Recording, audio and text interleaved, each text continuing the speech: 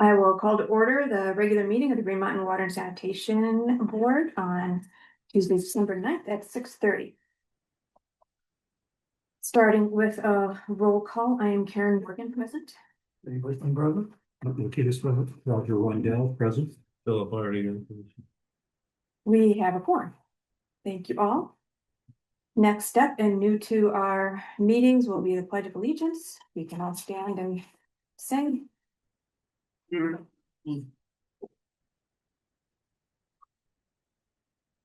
Pledge allegiance to the flag, United States of America, and to the republic for which it stands, one nation under God, indivisible, with liberty and justice for all. We can have a moment of silence. Live on. Thank We you. do it to the council. We do, and I know you're the city council. Are there any changes to the agenda tonight? We don't see any. So we will have public comment. I will ask those that are online to raise your hands, and we will start with people in the room. And would you please step forward so that we can hear you on the mic and state the name for the record? Anybody who would like to speak? I guess Would you like to go first? Really speaking, I am, but. You were here before we go. You're so tired of hearing from me. That's okay. Actually spent a little time with the typewriter tonight. Some of you are aware that I've spent a lot of time recently in doctor's offices, hospitals, and around frightfully expensive medical equipment getting zapped for no reason I could think of. But it gave me an opportunity to think about a lot of things. Some of those were clean up water. One of the curious questions I found myself exploring was, is it better for the public to be informed about their government, or specifically for this board to actively seek out wide public engagement and participation? The question of the city of Lakewood's failure to consult with infrastructure stakeholders found me searching for websites or calling and emailing members of other special district boards to find out, one, if they had been contacted by the city staff during the drafting process of the Vision Lakewood 2040, or two, if they were prepared to support Lakewood's affordable development goals with either their current or planned and funded infrastructure. The basic response is that they were glad that Green Mountain Water was a thoughtful and rational voice, there being no other. That's important, there being no other. But is anyone paying attention? And is that attention, a little bit of that be positive or negative? I think you all are going to be congratulated for being far more transparent than any other special district board. But can you do better? And at least can we be more quickly and more fully informative with the district residents of what affects their pocketbooks and perhaps engender more public participation? There are three items on tonight's agenda that caught my attention. I tried to be thoughtful about them. One is the board packet, page 51, Josh's operation and maintenance report.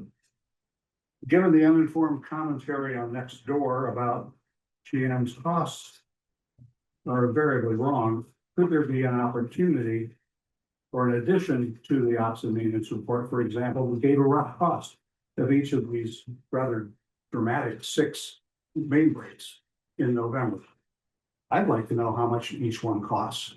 I'm guessing that it might be informative for members of the public to find out that answer. I don't think the public has any idea what the cost to repair a break or the degree to which the cost of each varies.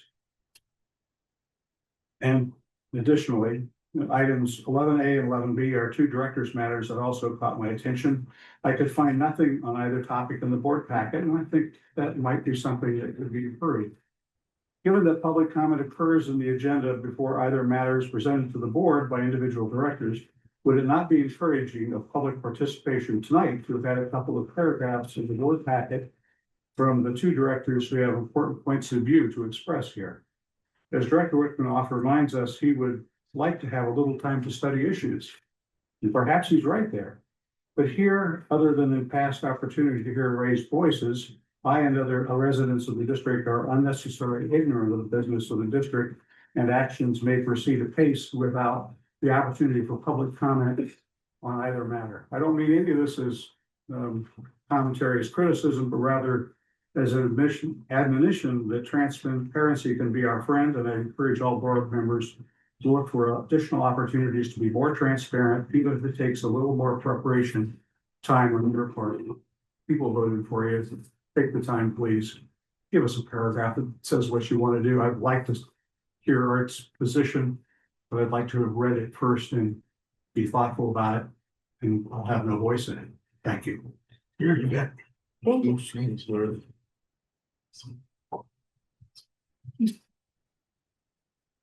I didn't, have a typewriter or anything else, and just thought I'd wing it.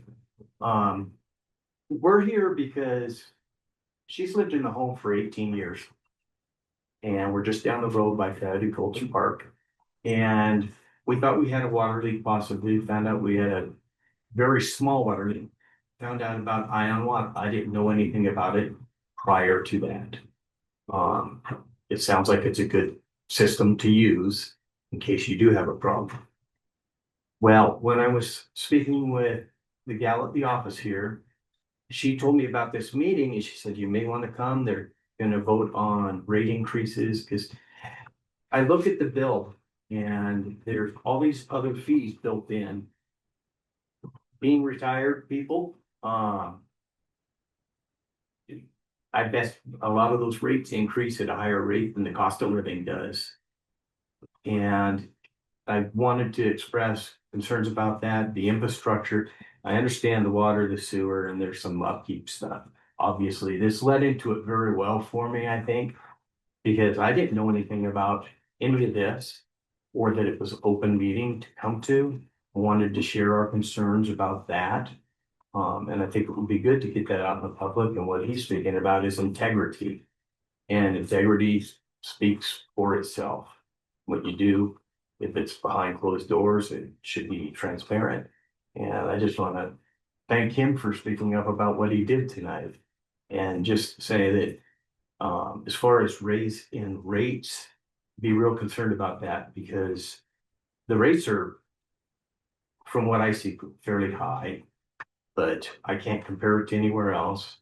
I'm newer to this state. I haven't been here as long as her, as 30 years, but I just wanted to voice that and express our concerns. Thank you. Thank you. I'd like to add that I don't understand why residents that have been here for a very long time aren't maybe grandfathered into not paying as much for the infrastructure for all the new homes that are being built. Some states, the developer at cost of the home, so the new homeowners are paying for that. And I just feel like it's to the point where we struggle to pay our monthly bills, and the fact that the infrastructure and what else was it on there? Sorry.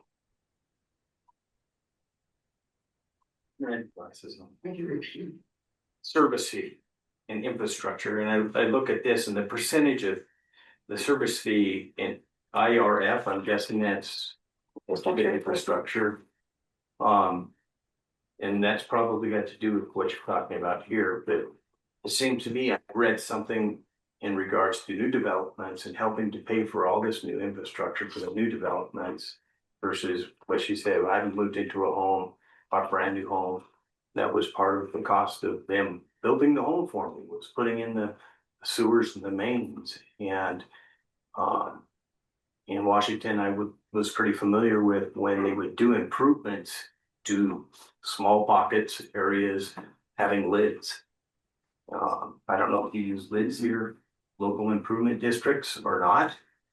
And it will be for who is benefiting more than it would be just the whole community. Thank you. Thank you. Can I Appreciate make it. a quick neutral comment? Keep it brief. This isn't Yes. an engagement We period. have a policy where we don't comment during the comment period. Okay. Right, But to be completely neutral, I want to assure you, we agonize over every point you both brought up all the time.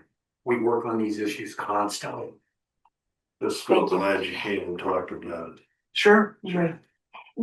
If you want to leave your contact information. Yeah. Will do.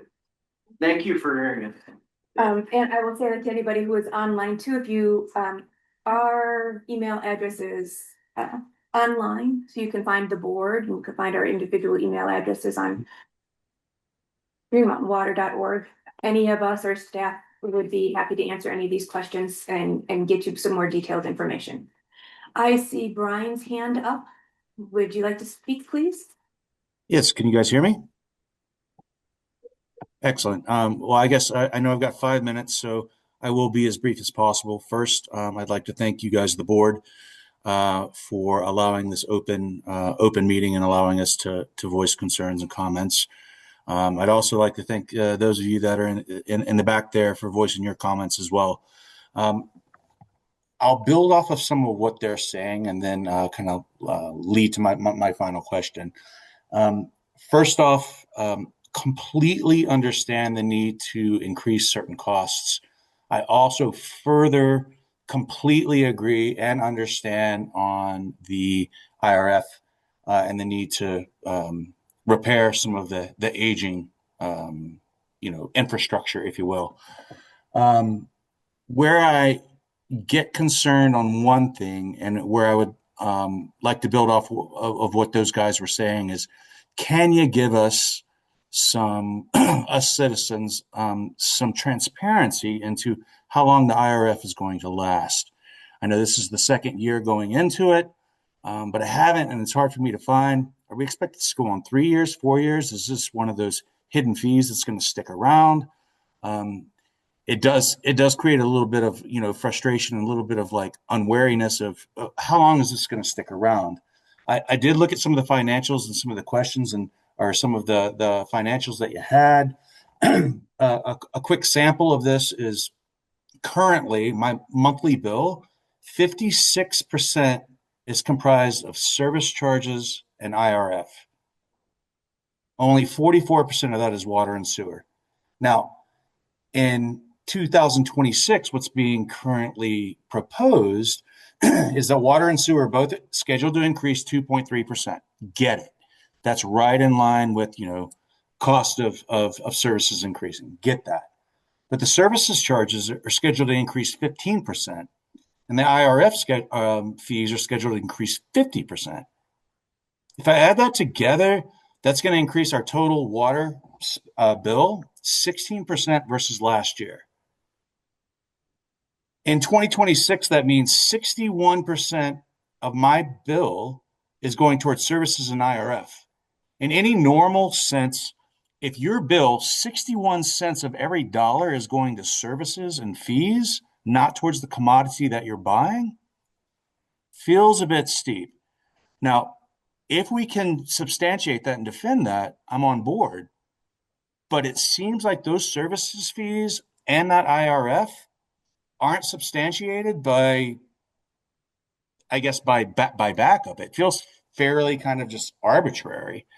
So I guess that's a big question of I can't say all citizens, myself, and lastly, especially when I start looking at the cash at the overall balance sheet, when I see that we're sitting on north of 38, almost $39 million positive, like, are you as a board thinking about those types of things? And the fact that, in an increase in 16% with those services and fees alone, for every individual person, whether they're retired, whether they're on restricted income, whether they're young, and whatever the case may be. That's a question that I have. So I appreciate you guys responding. Also, again, appreciate the transparency on this. And I guess lastly, I too called the customer or emailed the customer service line on you guys' website, and the young lady there got back to me relatively quickly and advised me on this, let me know that you guys were having this meeting. So just personal shout out, congrats to you guys, customer service. Thank you very much. Thank you. Um. Ludmilla, yes, I saw your hand and then it went away. Would you like to speak? Thank you. I still see you muted.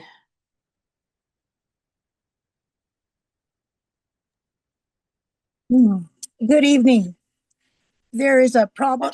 I'm having a problem with the feed. It's like breaking up here and there. I'm not sure if it's with my end or your end.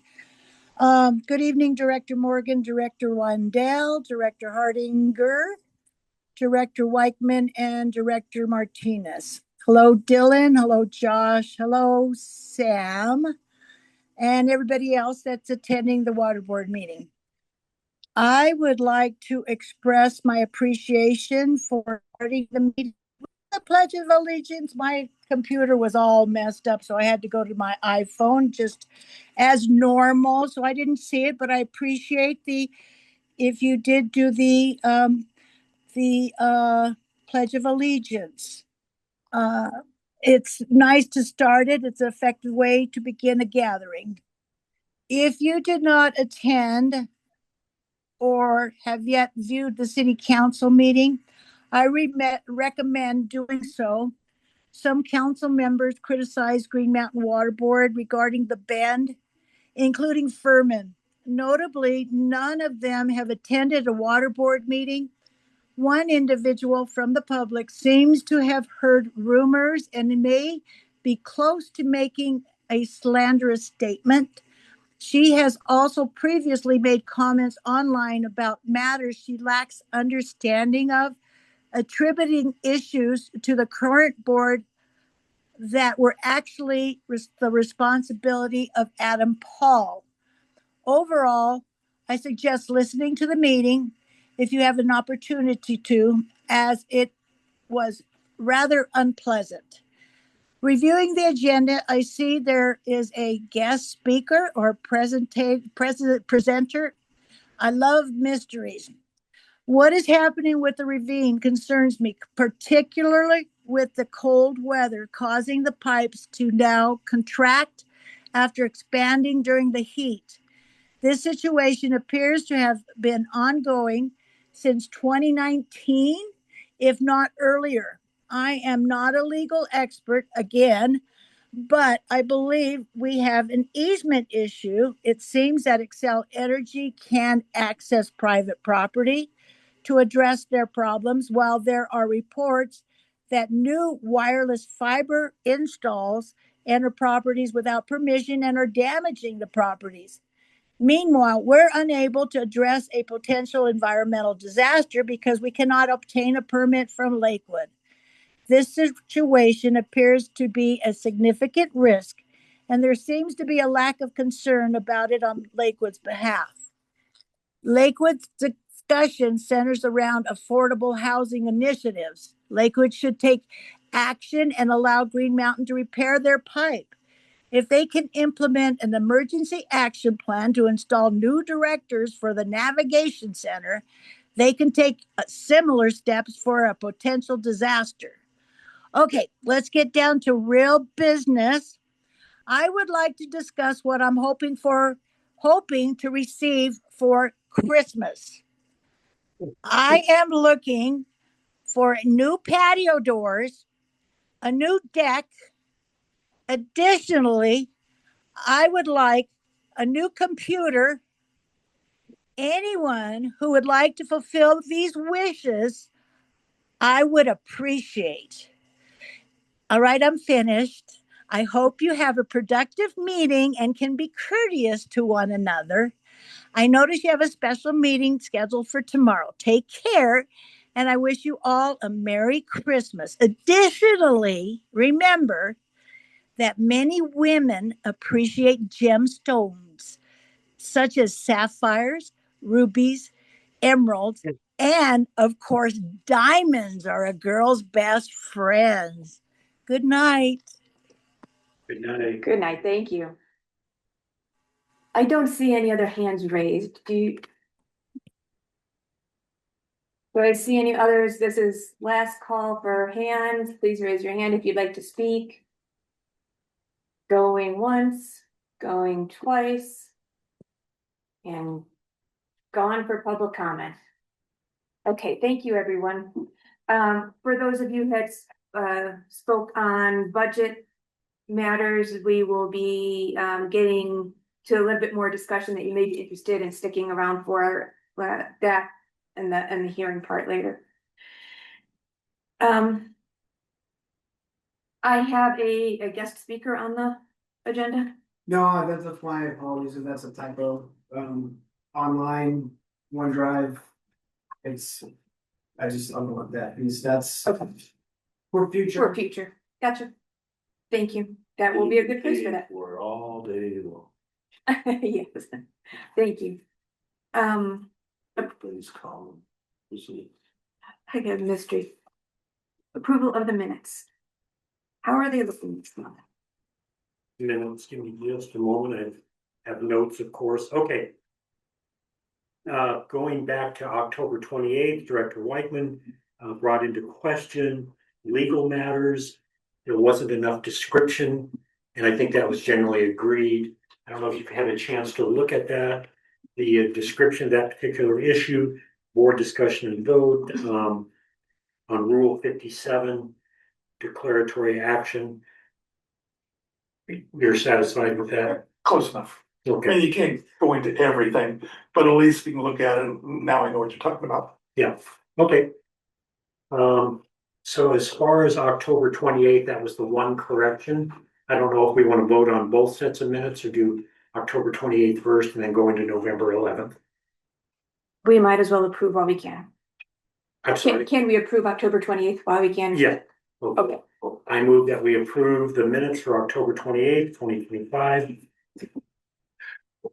Before we do, I have a question. I'm not sure if it's at the appropriate place. But anyway, when I was reading the minute, I noticed back in October, or whatever it was, that there was a note that we would be making a resolution, a motion to support the petition against the zoning changes. I saw that in the minutes and I didn't see any resolution of that. Did anything ever happen? Let's, Something else, somewhere else? we'll put that in director's matters or new Okay. business if you want. Okay. Okay, so I will second the motion for the October 28th approval. Is there any discussion about the minutes? All in favor, October 28th, see unanimous approval. You. November Okay. 11th? November 11th, everything looks in order.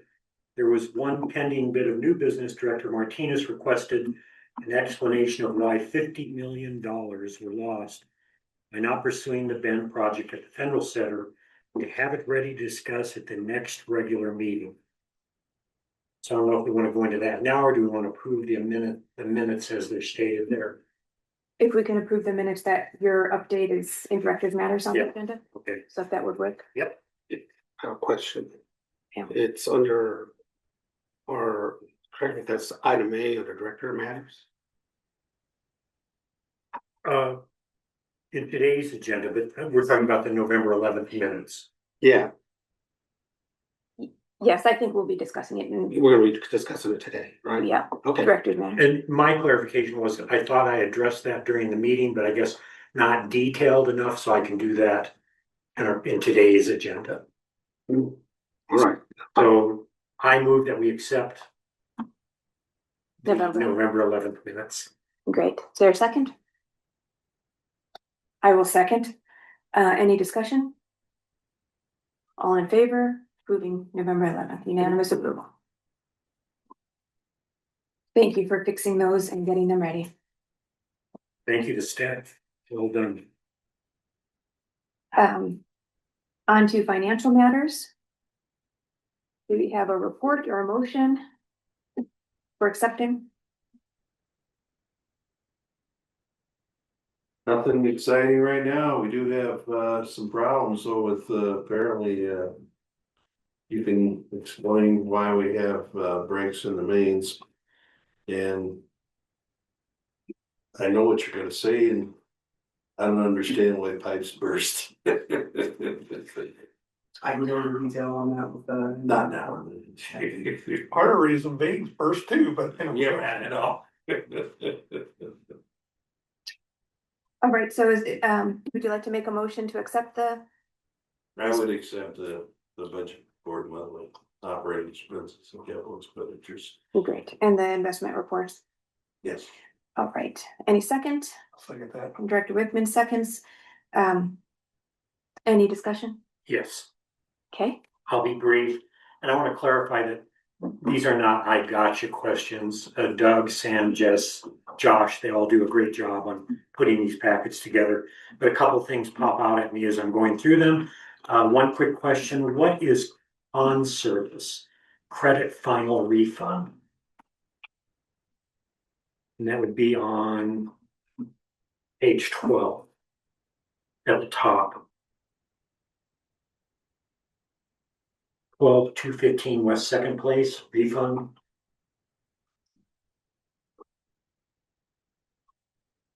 I don't recall ever having seen con service before. Doug, are you there?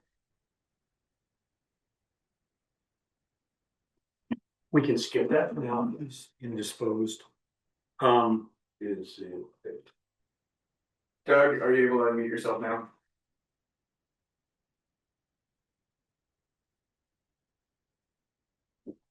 He went to the bathroom. There I am. Okay, Okay, perfect. So yeah, Conservice is a management company for a lot of different rental properties or apartments, that kind of thing. So when a property closes, typically it does happen where they overpay, and so we have to refund them. okay, fair enough. Moving on through, and again, I don't want to violate anybody's privacy, especially our employees. There's a note here about garnishments, and I'm assuming garnishments, we only honor those if they're court ordered, is that correct? That's correct. Okay, thank you. And Taylor Fence Company, I know we addressed Broken Gate before, but I don't recall where it was at. At our vehicle storage garage over on Zinnia and Cedar. It was discovered that the operation of it quit working. Oh. Had a company come out and apparently it was installed incorrectly. There was a lot of safety guidelines that weren't followed when they installed it. It's on a slope and it retracts open. There was no fail safes for it. If it were the chain were to snap or something would happen, it would just go on close. So All right, they will be repairing that. thanks for explaining that to me for the second time. I appreciate that. No problem. Continental Utility Solutions credit card processing fees seem oddly high. Doug, is that customary, that 14,000? Yeah, so they charge, we actually have a very low percentage on that. I think the last time I looked, it was about 1.2% based on the payments we receive via credit card. So a lot more people are paying with credit card, and with the summer bills coming in, that's why it's higher. Okay, just a couple more. Various local vendors are mentioned, for routine expenses. It's very understandable. I'm just curious, do we automatically receive tax exemption when we make local purchases? We do. And Okay. if we go to a new shop, we bring our tax exempt form with us. Very good. And I think I have one more, if I can find it here.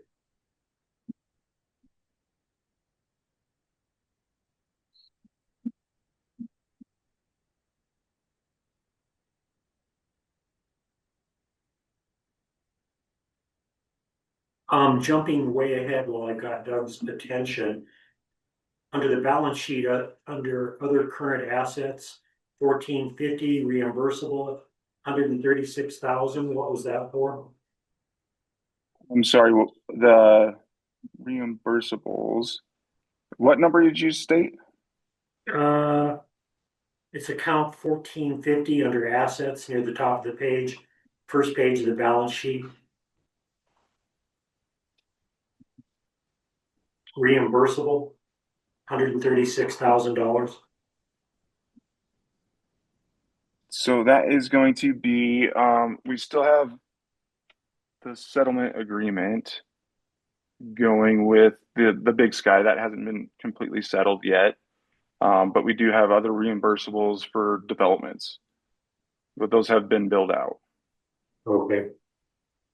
And last but not least, when it fits into the discussion, if you could talk about our time deposits one more time. You mentioned it in the notes and you were very fair about it. I think you've done quite well as far as those time deposits, but I don't recall the maturity dates on those. I think they were all staggered throughout 2026, or am I wrong? So let me take a look here. So they were all 2-year deposits, and the maturity date on those are, we got a couple coming due in November of 2026, and then one in January of 27. So those are the 3 2-year deposits we did.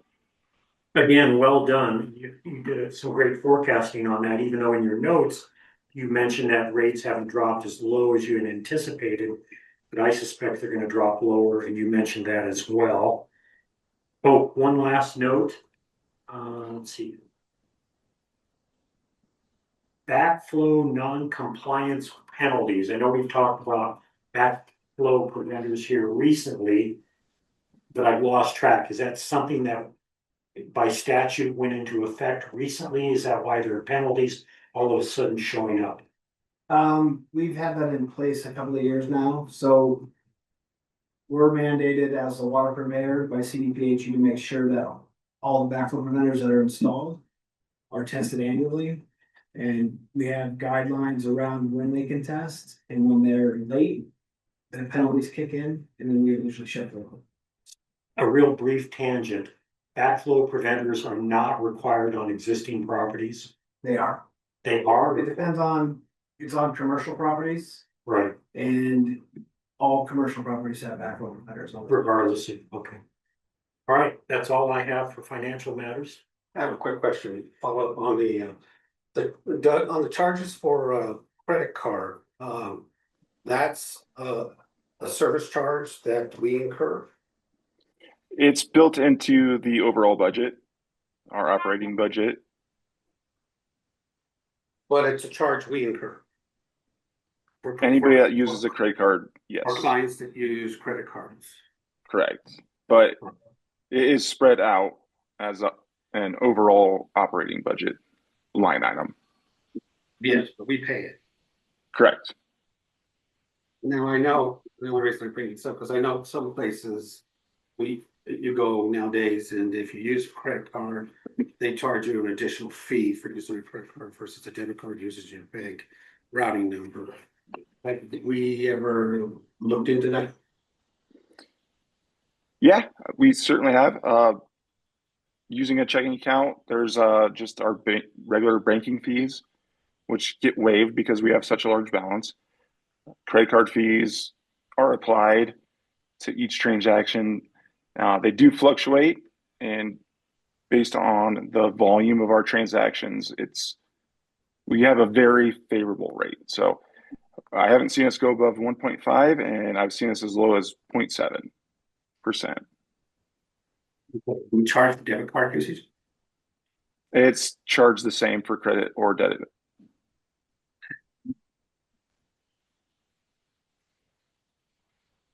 That's all I have. Okay. Looks good then. With that, call for a vote. All in favor of approving, did we do that? We're still approving this, right? Right, we have a The second. expenditures, yes. All in favor, financial reports, unanimous. And motion carries. All right, we are on to the budget hearing. Doug, can you take us through the highlights of the budget again? Yeah, absolutely. So starting from the top with Denver Water, they are increasing their rates 4.33% or 22 cents per 1,000 gallons, excuse me. And that's over 4%. Yes, 4.33%. I'm sorry, is it? Are you still going from your memo? I'm just going off my notes. Okay. Okay, thank you, go ahead. Yeah, no problem. So the service charge from Denver Water to us as a master meter district, they are increasing that by 11%, which would equate to $1,412.22 per month. We have decided to change from a tiered structure to a flat fee. That would equate to 4.88% increase compared to tier 1 of a residential rate, and that would be about 34 cents per 1,000 gallons. Sewer, we actually had a decrease in consumption and our annual flow and loadings, so nothing needs to change there.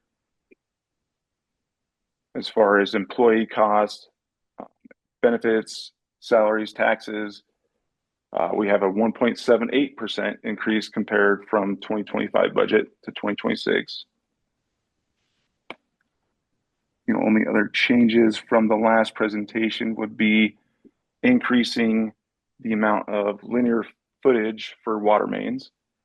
So that's going up to 25,000 feet, which also agreed upon was to increase the IRF fee to $15 per month per SFRA to cover that cost. So overall, the rates would increase about $18.96 per billing, or 11.03 in the winter, and summertime $14.48 per billing, or 4.39%. So those are the highlights from changes that we've made over the last few meetings. Clarification for a billing that's every other month, it's 2 months. Correct. Yeah, so the rates that I just quoted, that's per billing, so that's 2 months. Yes. And just for clarification, there was discussion earlier with the public about, the various increases, and it's certainly something we take into serious consideration here, but it's obvious that, the cost of doing business and buying water has gone up substantially as well. I think you mentioned 4% just on water alone. Yeah, 4% just on water. Sewer did not change. However, the service fee covers all of our fixed costs. And so that as far as fixed costs, I can explain that a little more in detail. So that's going to be employee costs, office, overhead, utilities, legal, contracted repairs, meaning, the people that come in and patch our main breaks, district repairs as far as buying hydrants, buying pipe, clamps, all of that, insurance for the district, engineering.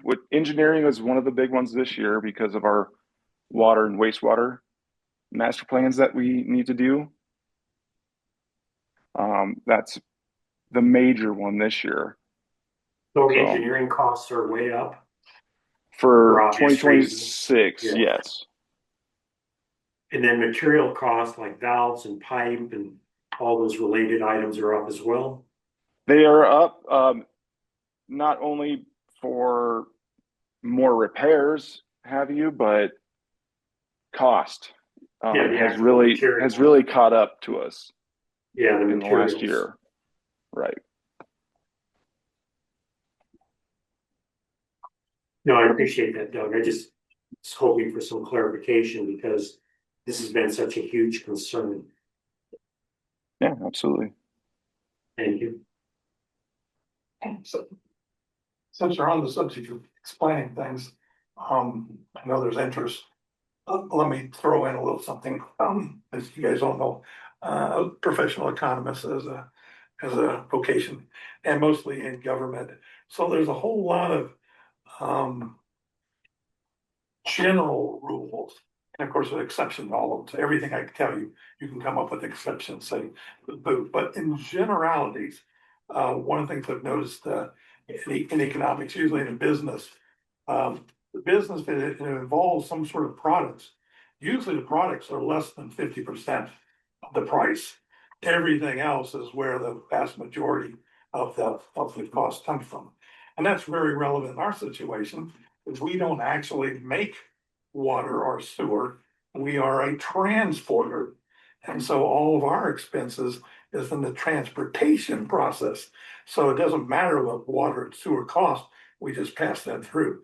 But to us, it's the transportation.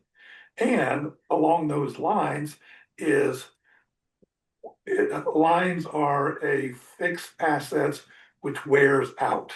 And in business, you have to replace stuff and you use a process of depreciation.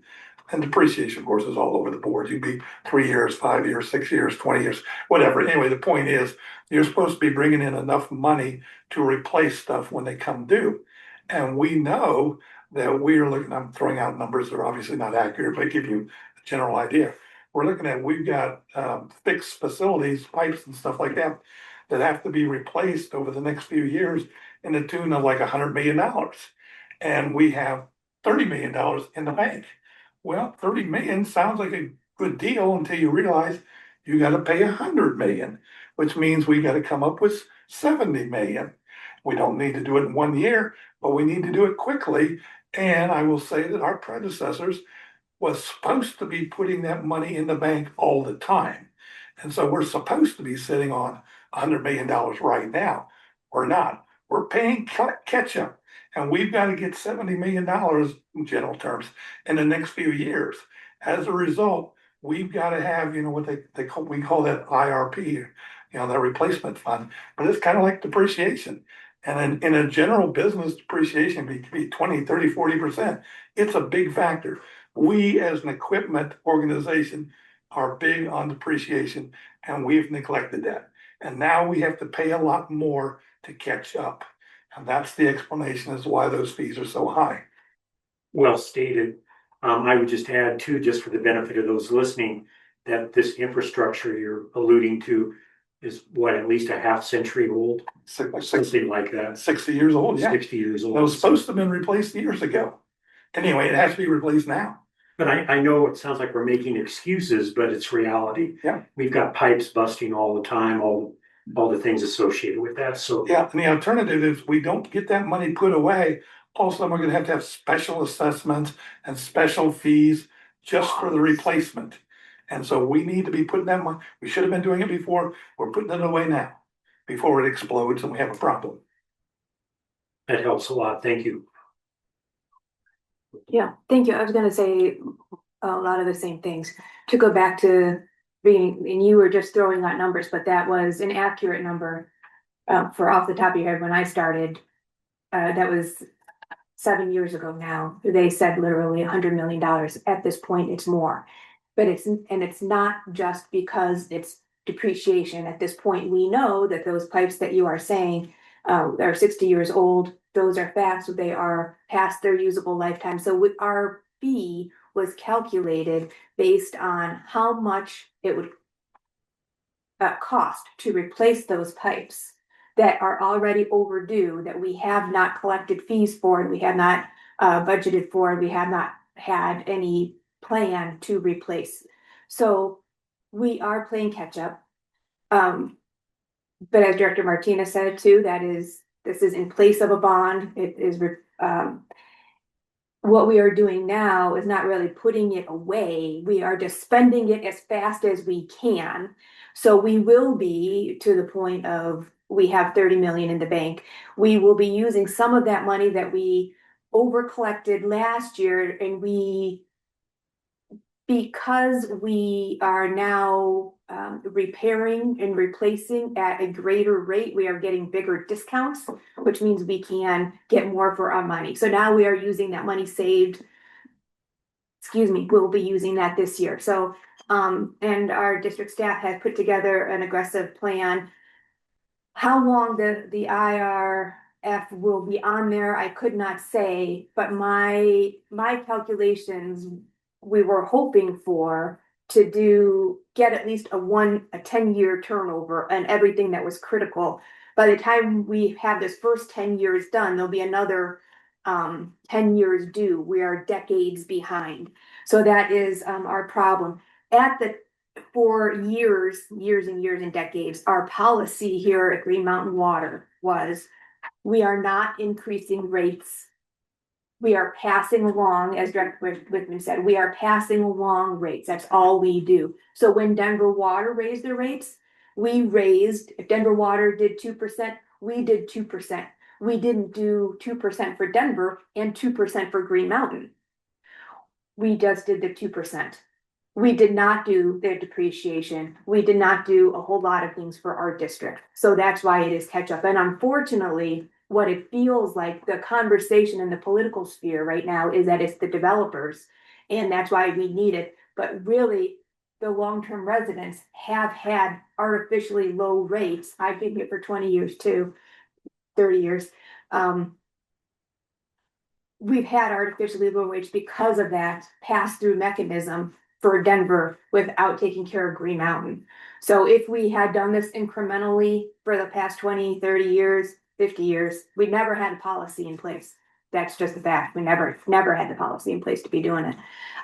We do it incrementally when it comes up, but we didn't do system wide. So that's why we're catching up. I'm hoping that this is, I think, the last big jump to get us up to what we need to do. And that was the board's target. We talked about getting these things done. Let's get it done in 10 years. Hopefully that'll at least catch us up and we can do decrease rates or smaller increases at that point. We'll have a better schedule. People who are looking at their bills for a comparison right now should know that in the winter months, the service fees and the IRF will be a higher percentage of your bill because you're not using water, we're not irrigating.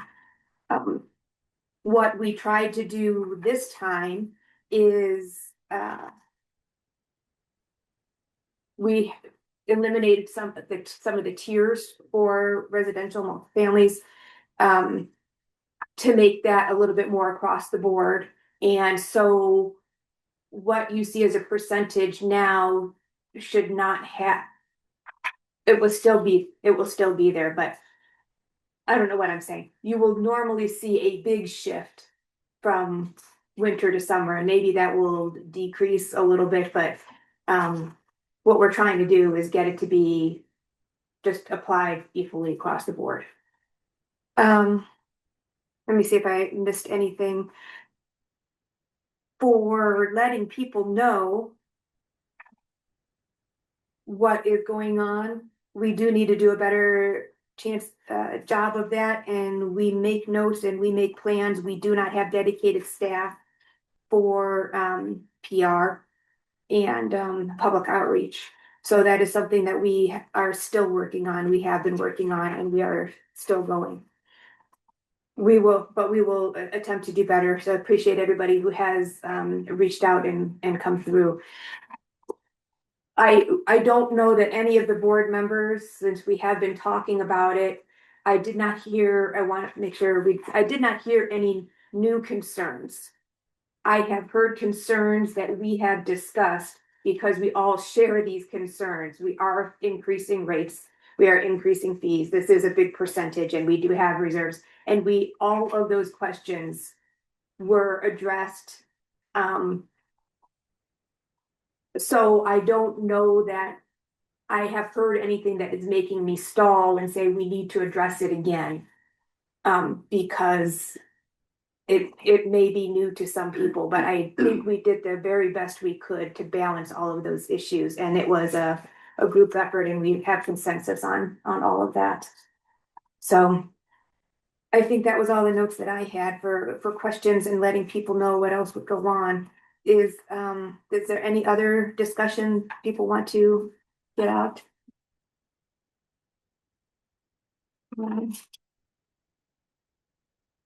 Okay. So then we need to approve the resolution.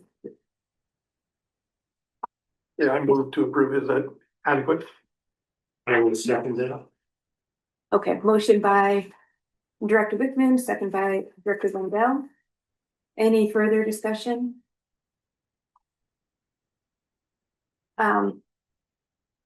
Let me just clarify with Doug, did I misstate anything in that when in my synopsis, or did any of us misstate anything that you want to make sure we got right, Doug? Nope, that's everything that's in there. All right then, can I have a vote on approving the budget resolution 2026? I see unanimous approval. Thank you all.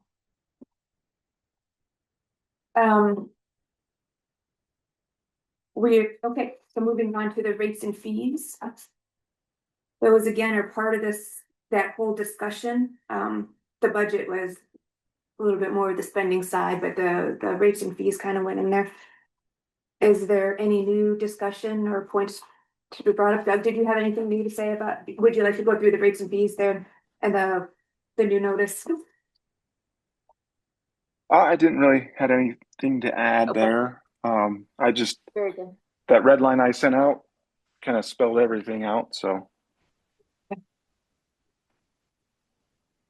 All right, nobody has anything else to say. Can I have a motion to approve rates and- the rates and fees? Thank you, Director Ringer. Is there a second? Second by Director Wickman. Thank you. Discussion? Anything else? All right, all in favor? Unanimous approval. Thank you. Again, please reach out if you have any questions.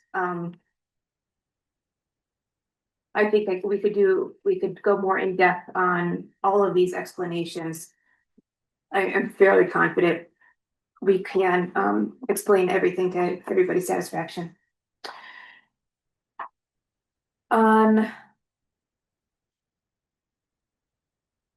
We are on to a district report. Maybe. Maybe. Working.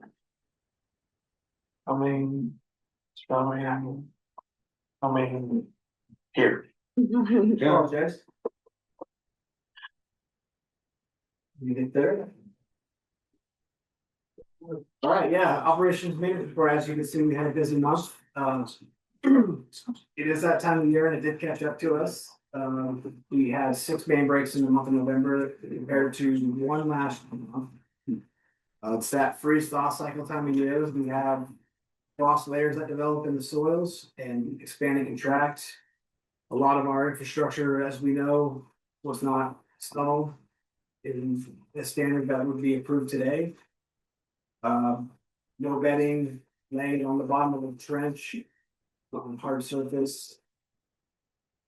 As those expansive soils move around, tends to snap when we go out, take it out to fix it. Like, I noticed the last couple of days, the gang is out there along Alameda on the south side of the Fed Center. And was like quite a gang. I'm assuming that's something big happening there.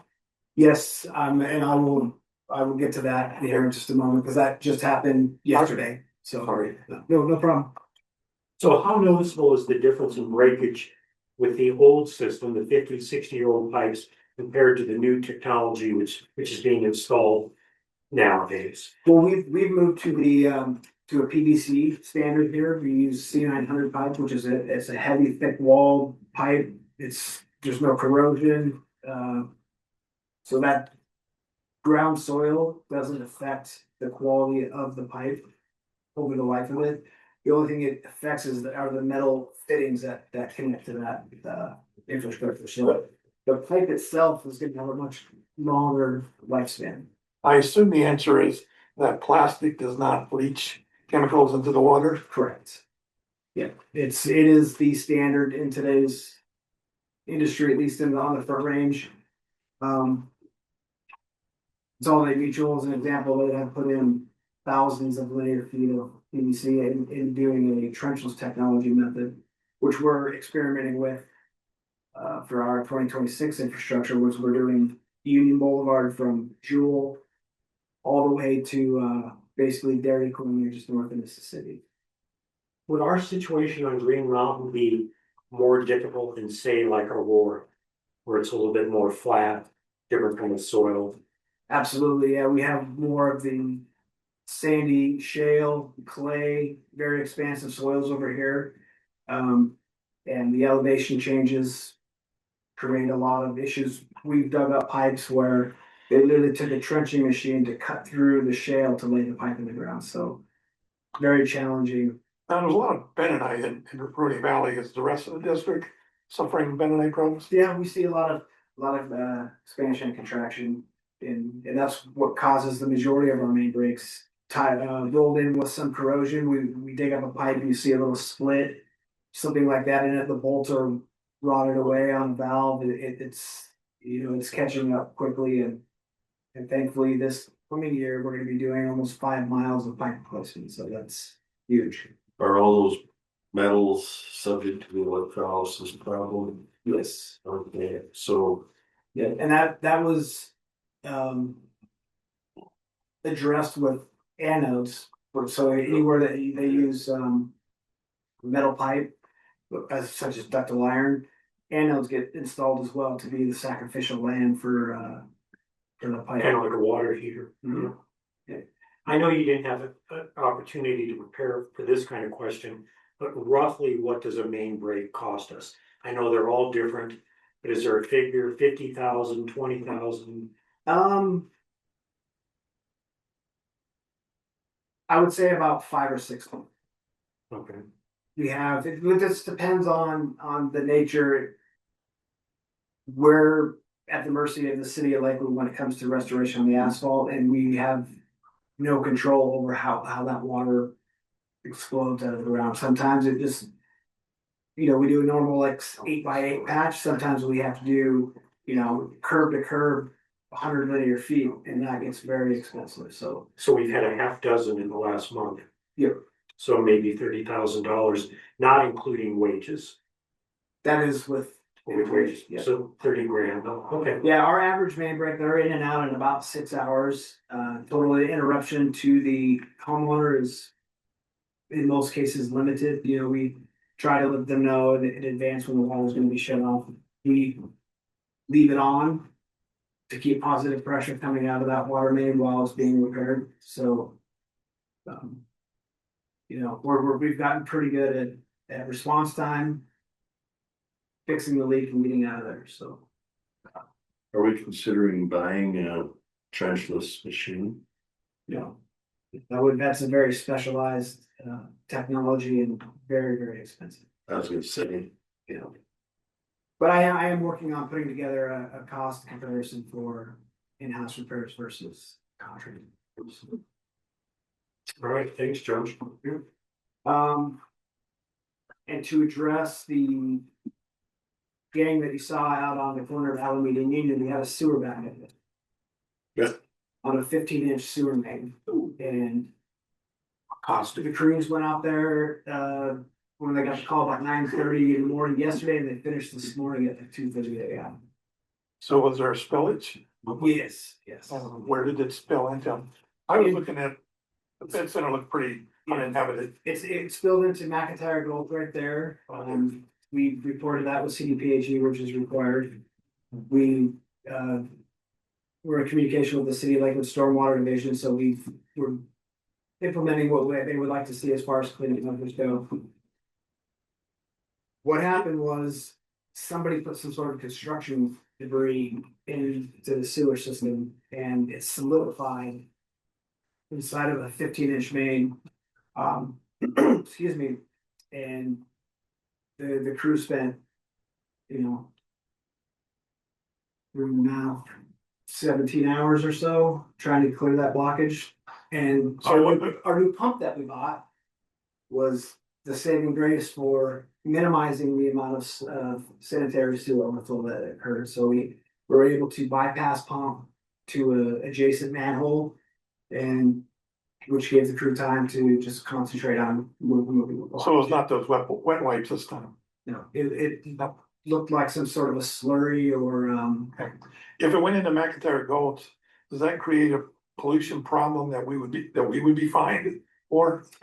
we reported it and we implemented the cleanup measures. It was pretty isolated for where, and this is unfortunately, not the first time this has happened, but we report to their CDPHE hotline within 24 hours of discovery and then follow up with a report and do all the cleanup measures. Any idea where the construction material I was was? gonna say that, yeah. Yeah. No, but I plan on getting a sample sent in to see what exactly it is. And I'm not, I'm not gonna throw any blame on anybody, but it was somebody threw something, they threw it in the manhole or I don't exactly know where it came from, but it's, Is there a chance you can determine where it came from?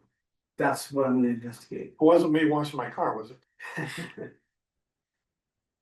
Yes. Big construction is that hospital, Yeah. the other office.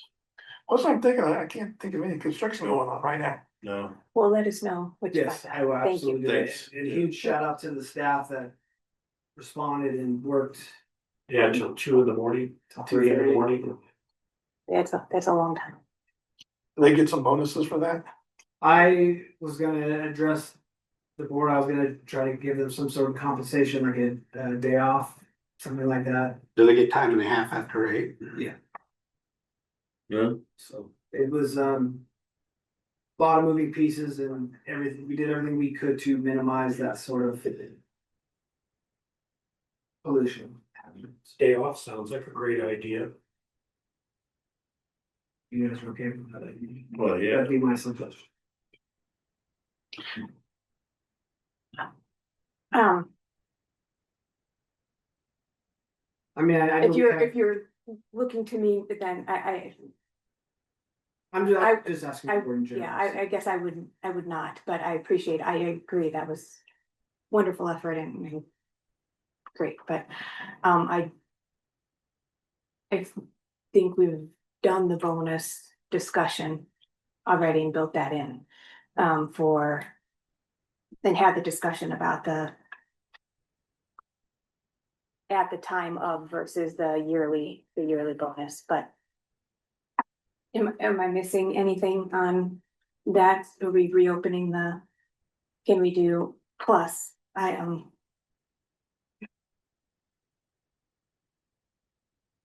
So that is one consideration. I think we should probably have a policy on this and investigate that more. Is my thought, because we keep bringing this up. What should we do? And then we make the emotional decision right now. And then we talk about it again later about how much we're going to do bonuses, and then feels like a backtrack to me to that discussion. This sounds like an extraordinary event, and I know we've gone over the bonuses and remuneration and all of that. Maybe we could make it an agenda item for next regular meeting and give this particular incident serious consideration. Why don't you, since I will be able to count on you to bring this argument up every time, Get to what? to bring this argument exactly up, would you write a policy and then we can vote on that? Instead of having it be an frankly, the extraordinary circumstance is anytime there is an extraordinary circumstance, we will give them what they're asking for. So maybe that should be a policy and then if a next board would like to, we would have it written down. We don't have to discuss it and vote on it every time. And then we would know what we are approving and a later board would know how to backtrack or not on this. Yeah, I'd be willing to investigate this further and maybe come up with a definition of what extraordinary is and what the board's response should be. I'll do that. I'll work with Josh here in the next couple of days. Just try to come up with something. A little bit firmer. Yeah. More regular. Okay. Okay, thank you. Thank you for bringing it to attention and thank you. Please pass thanks along to all of the staff for working on that, because sounds like a stressful situation. Yeah. Last topic on here is our blue tank up on the hillside there. We took that offline, did our comprehensive inspection of it, cleaned it, put it back online, and it's operational. So, I'm sorry, say that again, which one? our blue tank is up by Roger, Okay, up on, Hayden Park. not Fremont Hill, this way. Right that on would- the okay. foothill. Yeah, right Yeah. up Foothill. Okay, Yeah, so every 5 years, there's a requirement for them to have a comprehensive inspection. We like to be more proactive than that, so we clean all of our tanks on about a 2-year cycle. what is, have you looked at the leak out of that other tank, this other tank? Yes. That we lined, is Yeah. there, We're not seeing a noticeable loss rate when we do the fill it up, Yeah. leave it offline, do a measure down. For whatever reason, when the liner came out, yeah, the primer that was put in place there yeah, seemed to more or less resolve the issue. sorry. Okay. Great. Um,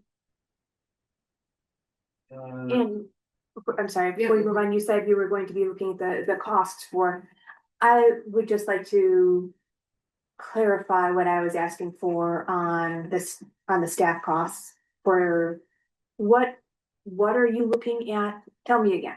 Well, What it was what I recall from the last meeting and from my notes, we would like to see what hiring out after hour emergencies would be versus staffed in one. Okay. Okay. My question was more like, and that is, maybe that's part of it, but it was a little bit bigger. And I spent a little bit of time looking at other budgets for other districts while this is going on. It looks like many of the, which we know, we're one of the only full service districts in the area. So I wondered, and I will send you, I just dropped the ball. I started a spreadsheet on this. I would like to see what it would cost if you can segment out our service areas and compare to what other people are contracting. I think we could, like, what is it? North Lakewood has 0 employees. The whole thing is contracted out. So what would that look like to contract out everything in our district? And then and then compare department by department how it is. And that's one department is the emergencies. Okay, yeah, so I got you. But I just want to have the numbers for reference so that when these discussions come up about staff costs, we have something to go back to. Because I know it's not just the staff, we also maintain all of our equipment and we do all of that. So there would be no savings unless we did something very drastic. And that's a whole ideology of where you like to have, do you like to have service here and do you like to have a contract? And we do provide good service. So I think we have that to consider. But I would like the numbers so that we can say, see if there is anything, a department that we do. I have seen, like the scoping services, the repair service, the transmittal, frankly, everything that we do day to day is what a lot of people contract out, and the people with bigger treatment plants and that kind of work, that's the stuff they keep in-house, and the things that we do are the things that go outside. So that's what I was looking at, a little bit bigger. Okay, yeah, no, I will incorporate that. And I am, to be clear, not suggesting that we change our business model at this point. I'm just, No, understood. okay. And I interrupted you. You had something else to say? Yes, just finishing up the slides. Development reviews, so 1078 South Alkire sent formal notice, that they would like to have a hearing from the board. Their tap application, just same as the, Lopez family did, so I just wanted to. In other words, they wanna come back again, ask for a break. A deal, get a discount. They want an exception for them to have their taps approved. Yeah, like we told them no 2 years ago. We told the other guys, they gave an exception to no 2 years ago too. Yeah, and to be fair, that we didn't really go through the formal process like we are now. With the Lopez family now with. It's in San Diego, so I just wanted to, that'll be on the agenda for next month. Is there any additional information that we would need or board members related to this, to them that will be a gotcha? Yes, I'll provide you with a report and, all the circumstances that were considered for the reason of denial of service. That's gonna be on the January regular meeting. Yes. Can I ask about, is there? What are we obligated to do? What are our choices? Here's my concern. The people who came before us before for a hearing on an exception brought a lawyer who has previously battled against us, and in my opinion, ran rings around us, and we did not even know to ask questions. I am not a lawyer. I am not questioning us to bring out the counterpoints to the lawyer presentation. So there's basically a one-sided presentation from somebody who is much better qualified than me or the people who are asking for the exception. And I think if they had to speak for themselves, that would be different. If there was somebody presenting all of our arguments in a legal way that we had made before as to why we had turned it down, that may be different, but we didn't do any of that. It was very heavily weighted on one side, in my opinion. Do we have any options to change the course? You could change the dispute resolution policy. So currently as it's written, there's a tiered escalation process. So there's the district staff make a determination, the applicant can escalate to district manager, the district manager makes a determination. And if the applicant objects to that determination, they can seek review by the board via written appeal from the district manager's decision. And then the hearing process is the district manager presents the evidence in support of his decision. And then the applicant is permitted to present evidence in support of their request for a reversal of that decision. You could change that policy, you could impose some additional requirements. The board's role is not to take a position. It's the board's role is to essentially adjudicate that.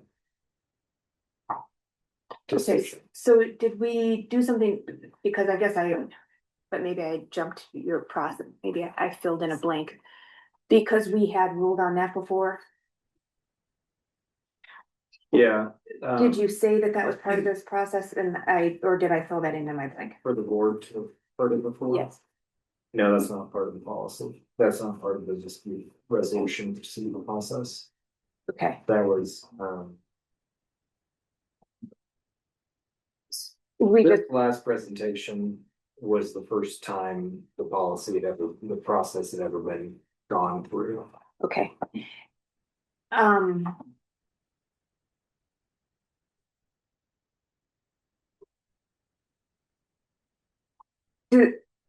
Is there any option for can we say we would only like to hear from the applicant?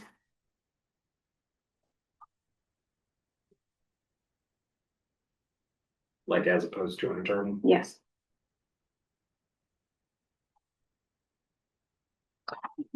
You probably could limit to, like the property owner or the applicant.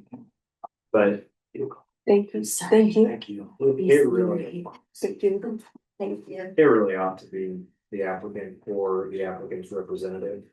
Cause you're gonna have like an LLC or something, and then you'll find yourself in a situation where Okay. that gets.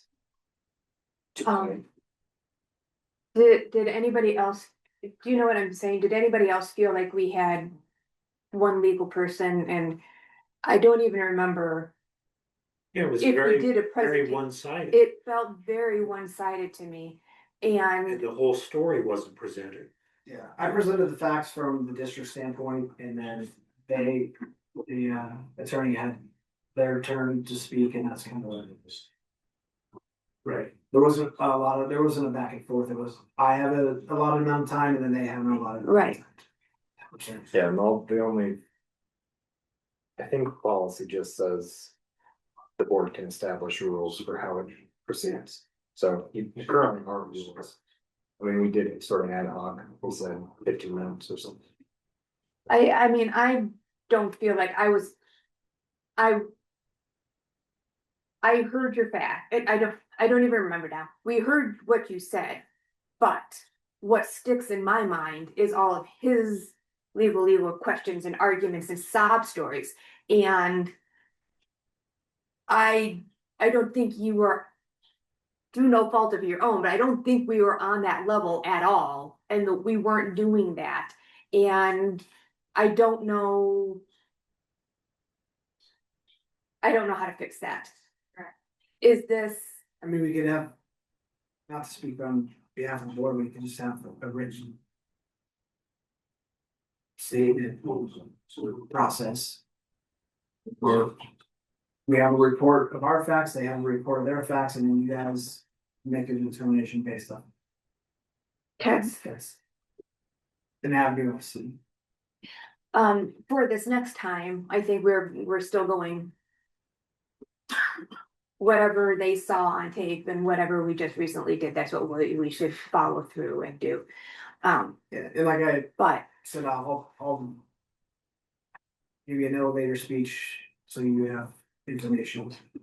because one of the other things I know that we're technically supposed to do, right, is you're only supposed to make your decision based off, that's what we heard too. So all of the stuff that I knew about what was going on, and frankly, I thought somebody else would remember these decisions that we made several times before. But I didn't present any of that. Cause we were all part of that decision.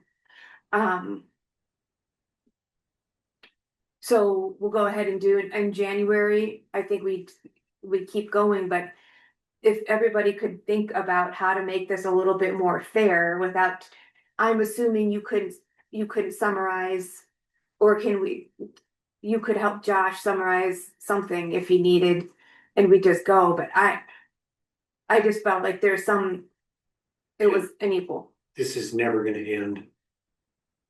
We're gonna have these appeals like this forever. And we will and all you have to do is hire a lawyer who is going to sound better than us who don't.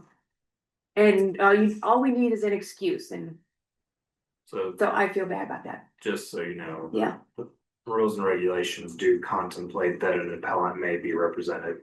Says when an appellant is represented by an attorney, notice shall be served upon the attorney. So you need to revise your rules and regulations. Notice shall be served upon their attorney, if they're bringing the attorney. What kind of notice are we giving? Notice of the hearing. Okay, wait, I'm sorry. The attorney is telling us that they are going to come to represent their client. And we need to serve them notice that they told us that they were coming. No, when an appellant has an attorney, the communications go to the attorney. That's all that is. Okay. So the notice of when the hearing will occur Okay, but we still would have heard that we need a hearing from the attorney. Right, yeah, so that's how you know Okay, that there's an attorney involved. okay. So we just answer back to us if the point is, we're answering back to whoever told us they want to hear. Well, the point of what I'm saying is that right now, if you impose a rule that appellants not be represented, you'd have a conflict, you'd have an inconsistency in the process. I guess I was hearing that we couldn't take that out anyway because Don't think you should. of the LLC and whoever would be here. Yeah, I don't think you should. Okay. I'll just say, it doesn't bother me that there was an attorney present. He wasn't very compelling to begin with. It was just an emotional plea. So that doesn't bother me. Okay. If we would have taken serious consideration of this issue, we would have decided differently. And I know I'm biased. I have history with this, but he wasn't very good. It was just all emotions.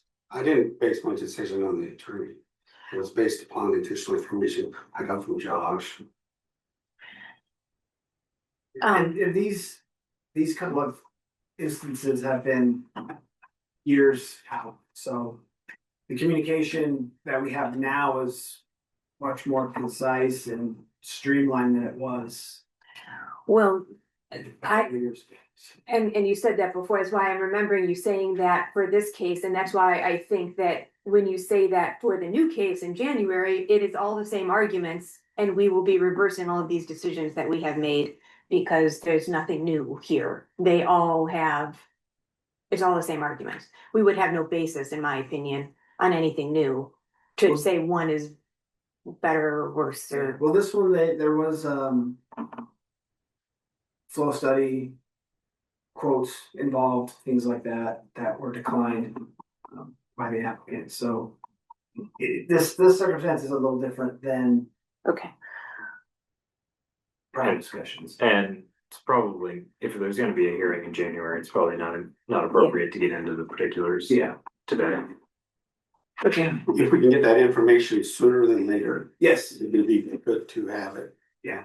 And that way we could bounce questions off you, hopefully everything's ready to go. Well, okay, but I'm sorry, that's the point of that, is that you can't do that, right? You still have to do all of that in the hearing, because you're not supposed to be making decisions based off stuff that you have beforehand.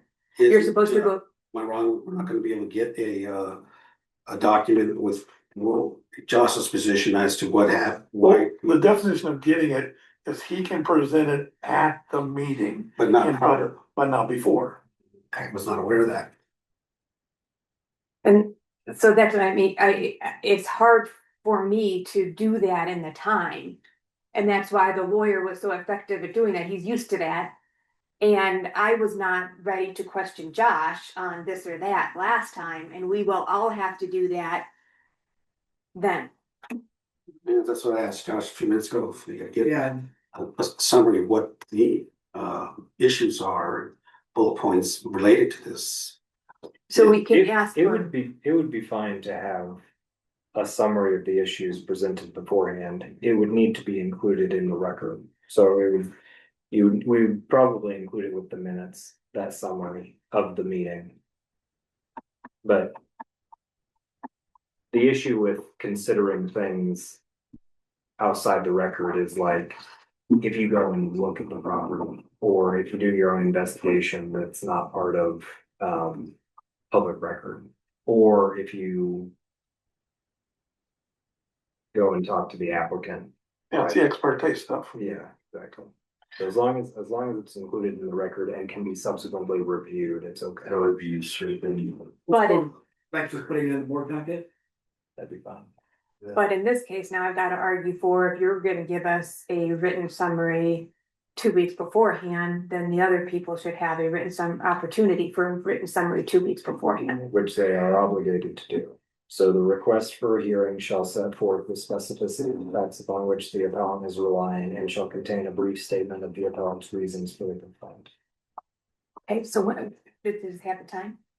Doesn't. So whenever. Well, it's the request for hearing. When they put it, so do we have that, a written summary already, Josh? When they made a request for hearing? Yes. Yeah, he sent me an email basically saying he objects to the, report and would like a hearing. And he laid out issues that he will be presenting. No, That's what I'm hearing, that he should be doing a summary of the issues. Should If be, you are being, well, same thing, they should all be equal time. yeah, I sent him the quote out of the rules and regs on what the process is. Explained to him what he needs to do, and he responded. What I'm hearing now, though, is that we're changing that process and asking you to do a written report. And I would like to have this a formal thing.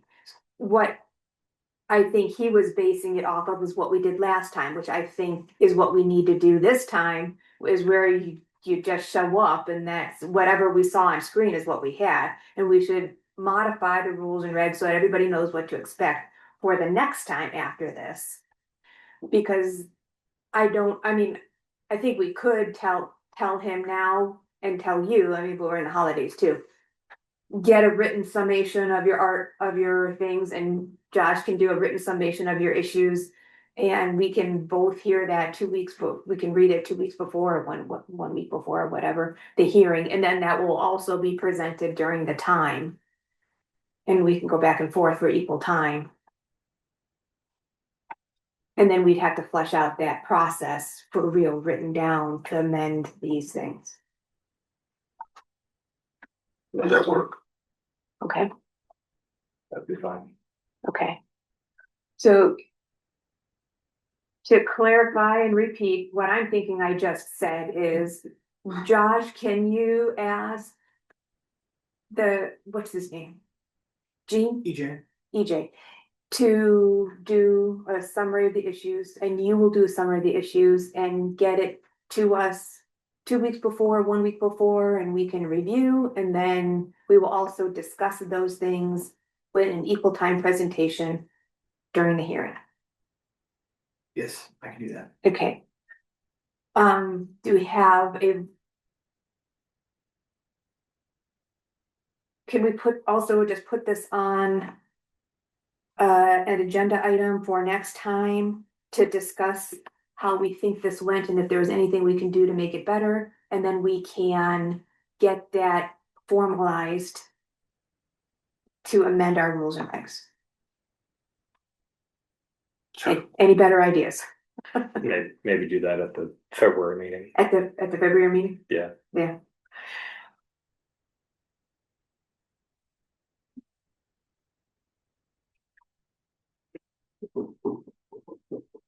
Well,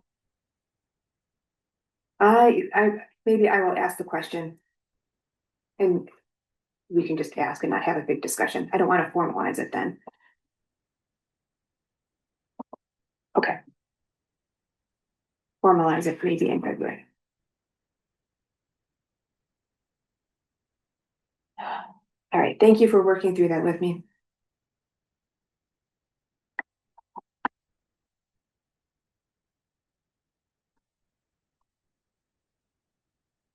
Are we finally done with district manager report? Was there more? One, there, yeah, it'll be quick.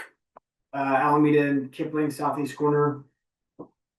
Interest there. I'm waiting to hear from, Alameda Water and Sanitation District. Is that area of the district? That's not, is that the County corner Yellowstone? to the, yes, another developers. Talking about Milestone. Yes. Yep, somebody else is expressing interest, and I'm waiting to hear back from Alameda Water and Sand because they currently have restrictions on sewer connections because they're overloaded in their district, which in 24, they were in the design process and they were supposed to do construction in 25, but I don't know if that's been concluded or not, so. Thank you. That is on the horizon. And then That development, by the way, Green Mountain has a bad rap for not even people in the city know that that's because of Alameda. They're still blaming that on us and our restrictions, and we hate developers. It's always been Alameda. Okay, thank you. yep, no problem. IRP projects 2025. One is obviously the last couple of months I've said is complete. 2 is on the final stage of the working on punch list items. This week they're doing a bunch of the concrete work, so that all the IRP stuff will be wrapped up hopefully by the end of this week. Wow. Fantastic. Yeah. And then the only formal process left with that is advertising for the retainage payout, so that any subcontractors, anybody has a chance to air their grievances if they are owed money or anything like that. So It's pretty amazing, actually. yeah.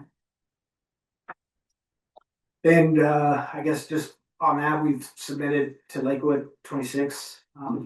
We're just gonna incrementally be sending them plans for review, their input, their comments, so we can streamline all that process. So the RG Associates has been going strong there, getting design done. We have a meeting set up, I think the week of the 9th. Not next week, but the following week, right before Christmas, we're gonna be meeting with City Lakewood engineer again on the restoration and pavement expectations. So that's a relationship that's been ongoing. And that's all I have. That was enough. That was long. These are long sections here tonight. Wonderful. Thank you. Thanks for doing all the hard work and staff and Doug for the budget and there's a lot going on with y'all this month. Yep. Okay. Okay, we are on to Director's Matters. I see an update from Director Wendell first. Well, I'm sorry, was I closing out? Did anybody else have any follow-ups with Josh? Did we good? No. Okay, Director Wendell. Okay, section 11, item A. Director Martinez requested an explanation of why $50 million were lost by not pursuing the Bend project at the Federal Center, and to have it ready to discuss at the next regular meeting today. I need to preface it with, I made it clear in the past, I was not at all comfortable with carving up our territory for no good reason. And one of the reasons involved in this is that I had guessed that we would lose $50 million, and I was wrong. I stand corrected. According to some staff calculations, we're probably going to lose $56 million. That's based on the water tap and sewer taps at roughly 2,000 units if they're ever built.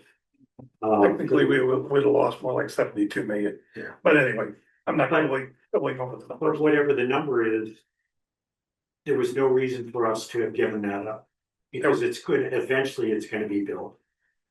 So I don't know if that satisfies your question or not. I come up with $56 million at this time. Director Whiteman is suggesting maybe $70 million. 72. You had mentioned in the past that we're not in the business of making a profit, and that's true. But this kind of money really could have helped our whole infrastructure, helped our employees, helped our customers, and we just gave it away. Okay, well, let's get back to the original statement then, please.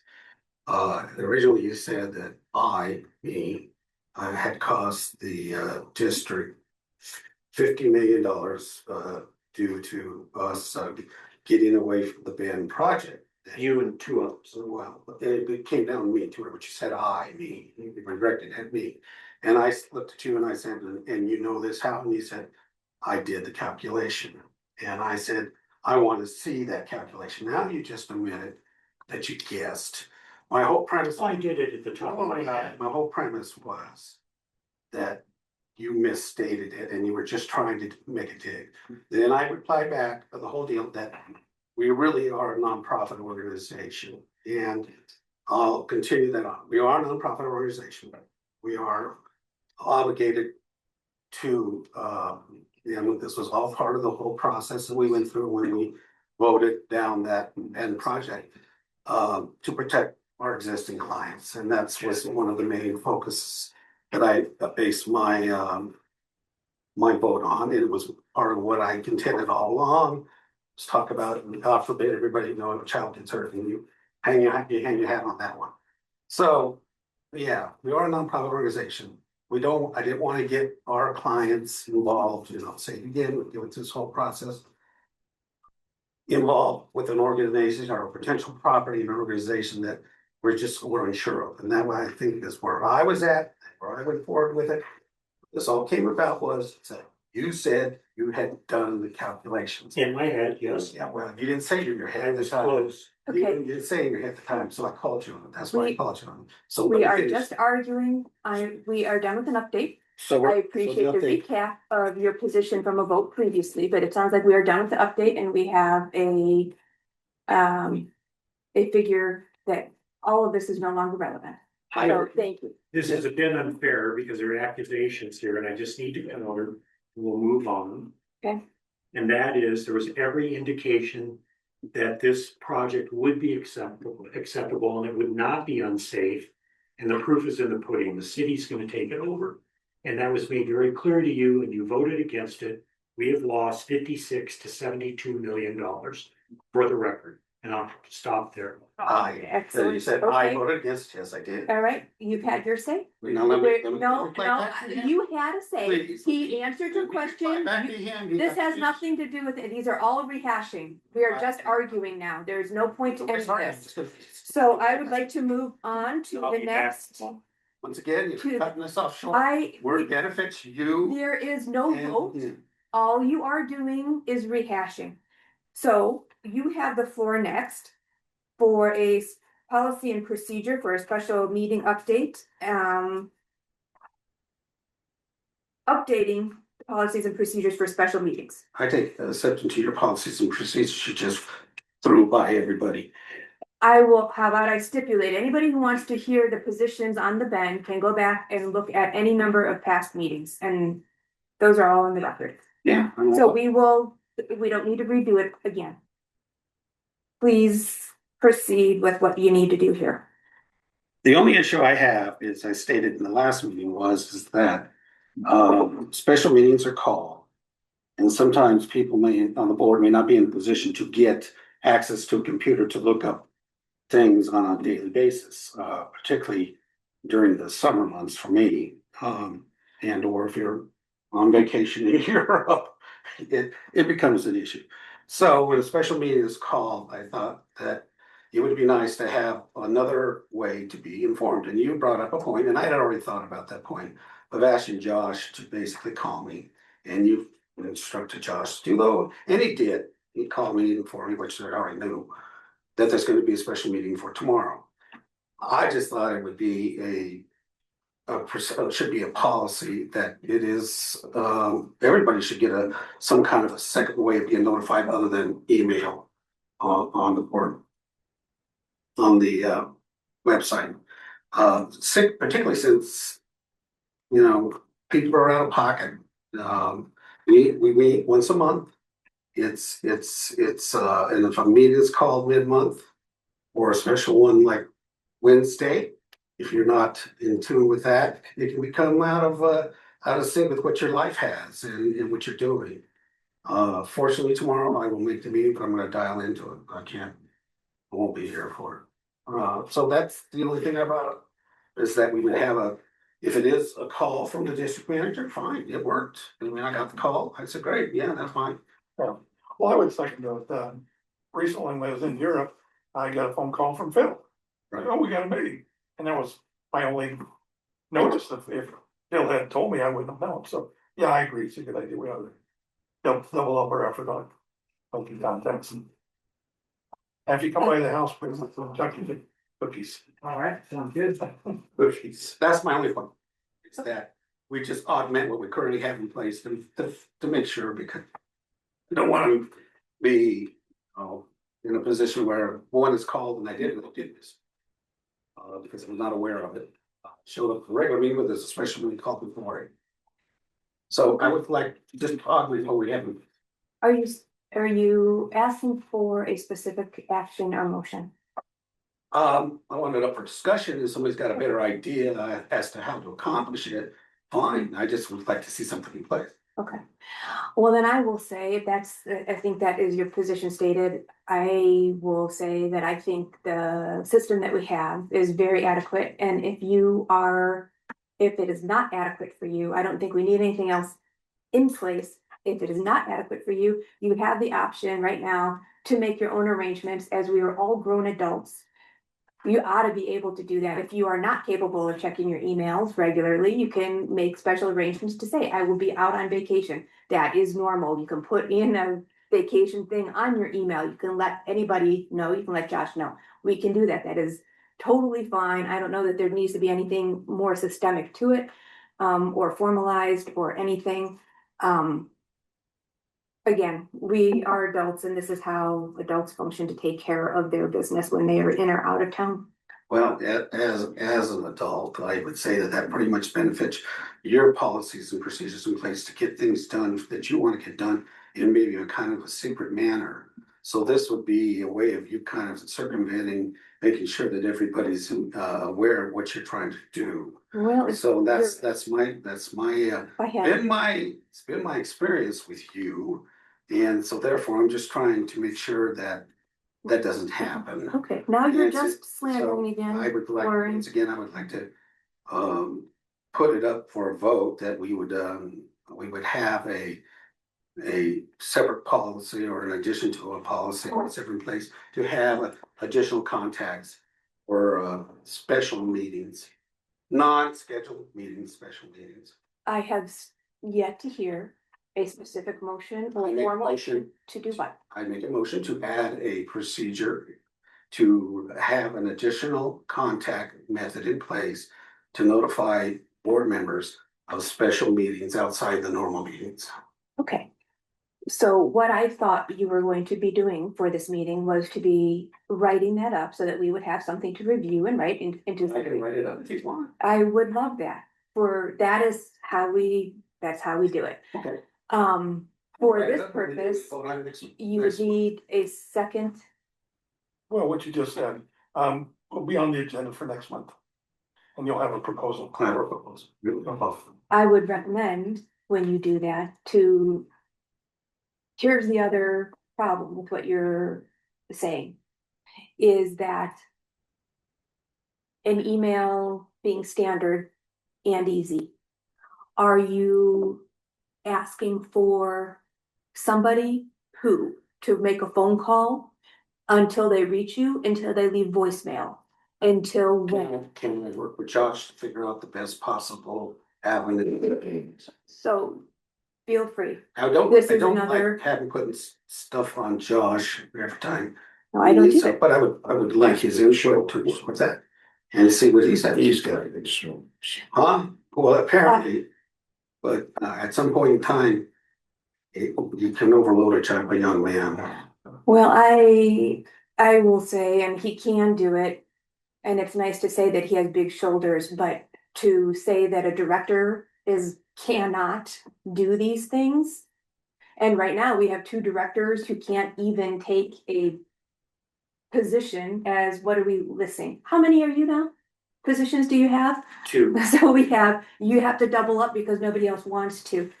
We have to have some minimum of standard for what you should be expected to be able to do. Well, go for this, and this will be great. Anybody who votes for directors not having to be aware of what's going on or check their email or anything, or can't make arrangements, that's where I will be. Write it up and we'll discuss it at the next time. So the methods is going to be the thing. It's always on the website. I know it's on the website, but I was up in the mountains once and I couldn't get to a computer where I was at, so I could not even get a cell service. So I was not aware. I don't know that a phone call then is gonna help you. Yeah. Well, anyway, we will discuss it again. I appreciate you bringing it up. Text message, I could eventually get a text message where I would get down to the lodge, I could get it. But yeah, there are times that you're out of contact. Well, this is what I mean. So what I'm hearing from you is you would like a resolution to say that the district manager will track you down via any and all methods until he with the can't get district you. manager to figure out the best avenue for it, and I'll write it up. Okay. And we've satisfied what you want. Very good. Okay, so we'll continue this next time. I see an audit engagement letter. Yes, the audit engagement letter from McCraney and Associates for them to perform the 25 audit for next year. Waiting language is the last agreement that you just need to have when it's This is the same language, same firm that we always do. Okay, I move that we engage them. Moved by Director Whitman, second by Director Herringer. Any discussion? All in favor? I'm sorry, Director Martinez, did you vote? I wasn't paying attention. Yes, unanimous approval. Okay. On to hiring a public relations firm. This was mine, and it's kind of, here's my questions, couple questions. Every now and again, I ask for news to be put out. I think we could be doing better outreach. As we've heard from the public, it's routinely comes up. And it doesn't matter what we do, we will always have it come up. I mean, city does the same thing. But we don't do very much at all right now. So this has been ongoing with me for years. We don't have anybody on staff to do this all the time on everything. I don't know if Josh has gone over this. Again, I'm gonna ask. So while we had the lobbyist, and they are plugged in to what is going on around. I had asked them, a lot of the people use, a lot of districts and other organizations will use a PR firm, especially when they're doing the lobbying issues. We don't have that. I have been doing that. I said something and everybody fixes it up and makes it right. I would rather not do that all the time. They would rather not do it all the time. So I asked if they knew of anybody. They gave a couple options. They knew a couple people for different things. They also say they are available to do PR. I don't know if that would make sense. And we could look into the options if we really want them to do budget work or not. I don't know. So I have couple questions are, does anybody think it is worth doing a PR thing? I am thinking part-time outside consultant, since we couldn't figure that out staff wise. And then two, maybe for Josh and Dylan, I don't even know if that's a question to come before the board, if it is within budget and under the limit for the manager to handle. Just the lobbyist? PR. Yeah. Which we would need, 5 times a year, maybe. What kind of expense roughly? I don't have any idea. Mm. I didn't look into it at all. I don't know what we would want from my point of view. I think we've got a lot of things going on, and this is like a management level decision to make based on how many customer service questions are getting in. Oh, we're getting hammered by the budget questions. We better put something out. Oh, we're getting hammered by the leak. We better put something out. So we have a little bit on that website, and that's for my opinion. So. And what would the outreach be, or how do we put something out? Letters? I think it's gonna be event driven, we put the notices on the website for when there are leaks and that's gonna be the first thing. Budget that we need to be proactive, we have to send something out, we should do that. So and again, that's kind of, I don't know that we need to be doing that level of detail. Not to undermine this, but I'm curious, do you feel, or does staff feel we're getting enough information out, or is people on the phones just swamped with all kinds of what we would consider routine questions? when bills start going out, for 26, we will get calls on the new fees. As far as getting the word out, outside of putting it on our website, we can, we have an insert that we can do when we bill, excuse me. Those are very staggered though, because it's every 2 months, so it's. Is that a burden for staff to do that? No, not if it's an insert, because we just have a message there, but drafting that message and. It's the drafting, and we've got all of that infrastructure and policy set up so that anybody can be using it anytime, and it's not costing anything, it's just inserting. So all of that was to be done. Like, for example, I did not do a president's message on one of those, but I should do that. I didn't do it last year, I need to get one for this year, we'll see if I do, but so all of that policy stuff was already, that's why it's ready and out. But if he needs help drafting, and I don't know if you need help, what I wanna know, I wanna know if you need help, you can bring it to us. This was just like an off the thing, but if we need to vote on that, that is what I wanna know. So this doesn't even need to be decided now, we were talking about it and we put on the agenda, and I just want everybody to be aware that's the discussion I was having. What do you think? I think that the decision to retain a PR firm, for example, is a board decision. Okay. I think that any given exercise of their function could be in the district manager's discretion. Okay. Yes. Carolyn, do you know of any small district that does this? Has a part-time PR rep or? I mean, I will say, I get notice, from like Denver Water, they have what's called a tab headline.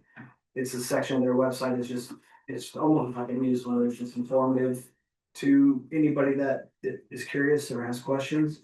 And they, it's just on their website, I think they have some, Twitter or X postings that they do and things like that, and we used to do Twitter, when we would have a main break, but there you're only reaching out to the people that are following you or whatever, so it's very limited outreach. I'll amend that to say some of the fire districts. Some of the fire districts have a dedicated sort of, they have a PR position. So not a firm, but someone on staff who does social media posts or fire ban posts. Yeah, I am aware of that. There's a district, and I always want to say it's Bancroft, but it's not. I don't remember where it is. Just southeast of us. They have a halftime customer service, halftime PR person, and they do all the time posting. Northwell County has a special consultant firm because they do a lot of PR. So it's not. It's not unusual. I don't think we do a whole lot, but when you need it now. So. Okay, so that answers that question. Can you decide what you think and investigate that? We can put it out to bid. I don't know how. You can look at some of those recommendations. We can just look at the lobbyists. Yeah, we don't necessarily have to go through a bid process because it's little. That's 120,000. Yeah. Over 120K is when you have to competitively bid, but the way Kachina and Penny responded was, it sounded like that's something that they could handle on their own. So I would imagine under the contract we have with them now, that would just be an additional real estate that can perform. Yeah, it sounded like it would be a revised contract. Okay. Well, it sounds like that's where you would be comfortable with. You're pretty comfortable working with them anyway. What's her name again? Katina Weaver, Heidi Morgan. So we're gonna put this on the agenda for next month? Okay. Making a decision right now. Wait a minute. I'm Because gonna clarify with them on what that would entail, contractually. they can do that, because the other question then that, we had a lot of things, and I should have, we are due to renew their contract now, and I probably didn't email that correctly. So we need a re-engagement for 2026. So, which I have not seen. I haven't received a copy of their Okay, updated contract. Do you think it'd be appropriate to have a committee to review this and then present their findings at the next meeting? can you be more specific, review? No, that's. Have a committee that reviews this and takes all the information, because we're doing field work right now. And trying to decide what's the best route to go, and which will take a lot of input from both Dylan as well as Josh. Or we can do it all right here, right down until 3 hours of dawn, if you want. I'm just saying, maybe would be an appropriate. Okay. Board could come up with some decisions.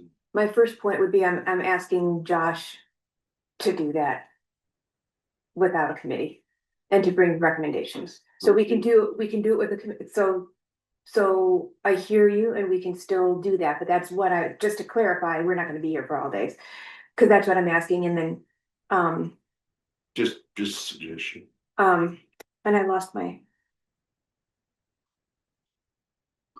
I don't understand, I wanted clarification, I understand what a committee is, clarify what you want to research, are you wanting to research? Which PR firm, are you wanting to research, do we need a PR firm? You leave that to the committee to try to figure out what it wants to do. Okay. And make recommendations back to us. I think my recommendation would be, I could not do that on a committee. I'm relying on Josh to say, how much and how often are we going to do that? And I don't know that we're going to do that. Okay. So if you would like to work with Josh, I don't have any objection. I'm just saying, I think Josh can handle, you remember the broad shoulders? That's it. So, and that is an appropriate use of him. If you would like to do a committee, does anybody else want to be on a committee to be doing that? Or is that just something that, because you are always welcome to ask Josh any of your questions and work with him to get more information or provide input. So unless anybody else is going to be providing input and asking questions on a committee, do we have any interest? Anybody? By the way, for what it's worth, I will be leaving town on the 15th of January for a month or so. And it's the holidays right now. My point being, for the next month or two, I'm probably not volunteering for anything. What it's worth. Well, can we start with Josh and then see if you can come up, and if Phil, if you would like to, work with him on anything, That would be great, but that's basically what I want. That'll be very good. I can spearhead that. If we can go through and get, and end up with, if your recommendation is to work with, Heidi at all, Yeah. work on, a contract with them for the next meeting, because we do need to re-up that. Also, I asked them, and this should be under, and I'm sorry, I'm jumping ahead, this should be under new business, but, while we're on the subject of their contract, can you ask them what level of service? We had a slightly increased level of service based on that tap fee legislation that we were going to have. We knew that was going to come up. So we knew that we needed an increased level of service that we did pay for. I don't know of anything going on right now. I do think that we will have additional stuff, but I don't know. So there may be a possibility to say, we don't need that level right now. We just need a monitoring level. Can we have PR for the same price? Because I don't think our PR will be nearly as onerous as working that PR, that tap fee still.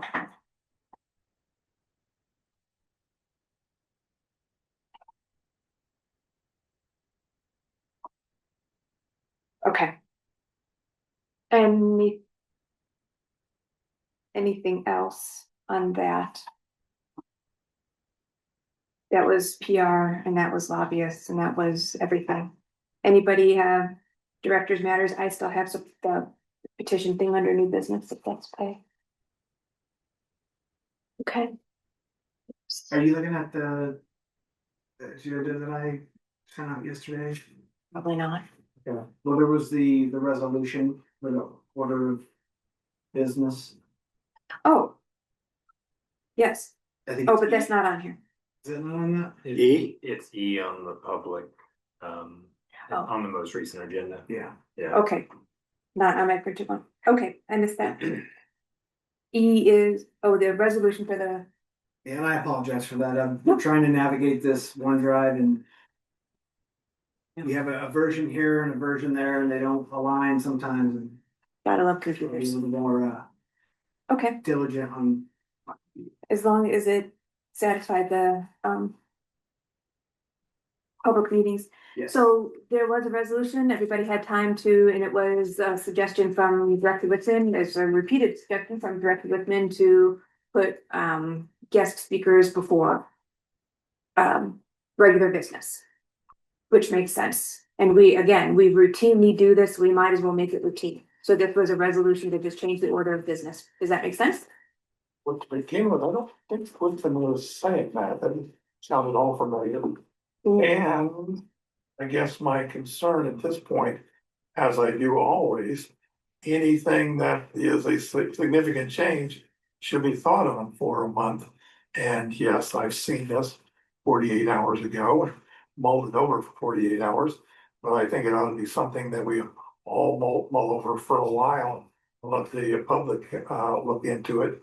And in any case, I don't think it's necessary. If we have public speakers, they can of course come into a public comment.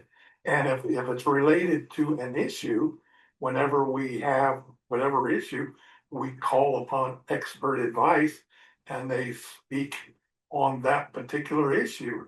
So I don't see what we need a category just for public presentations. I just can't see where that's coming from.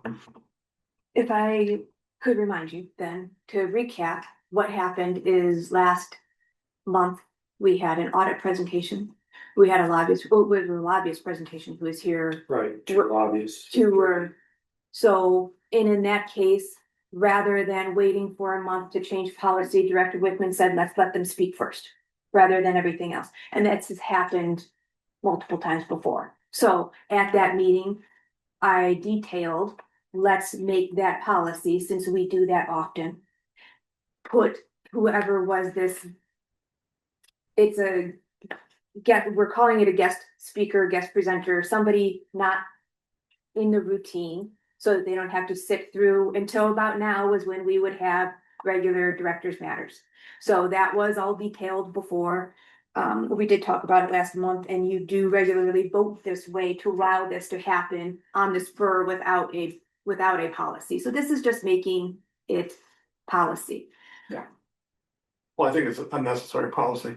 The chair has the flexibility under the circumstances. If there's some reason to move things around the agenda, we can do that depending upon the circumstances. But we don't need to make this cast in stone for every presentation at a certain spot. It's probably not gonna work. I just can't see where anybody's ever done that. Okay, I'm going to. I'm gonna start off with a motion so that we can have this under discussion. I make a motion to approve the resolution. I'll second that.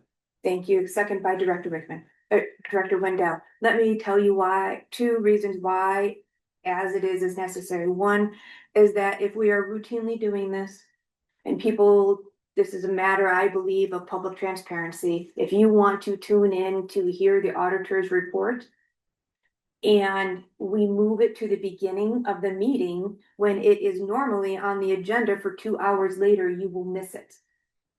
So changing it in the beginning of every meeting, I feel is inappropriate for the public who want to know what's going on. That is why I don't vote for it when you do this all the time. I want the public to be able to follow the agenda and know when to tune in. I do that regularly at city council. I want to know when to tune in. So that's number one, why I think it's important, so that people know when to tune in.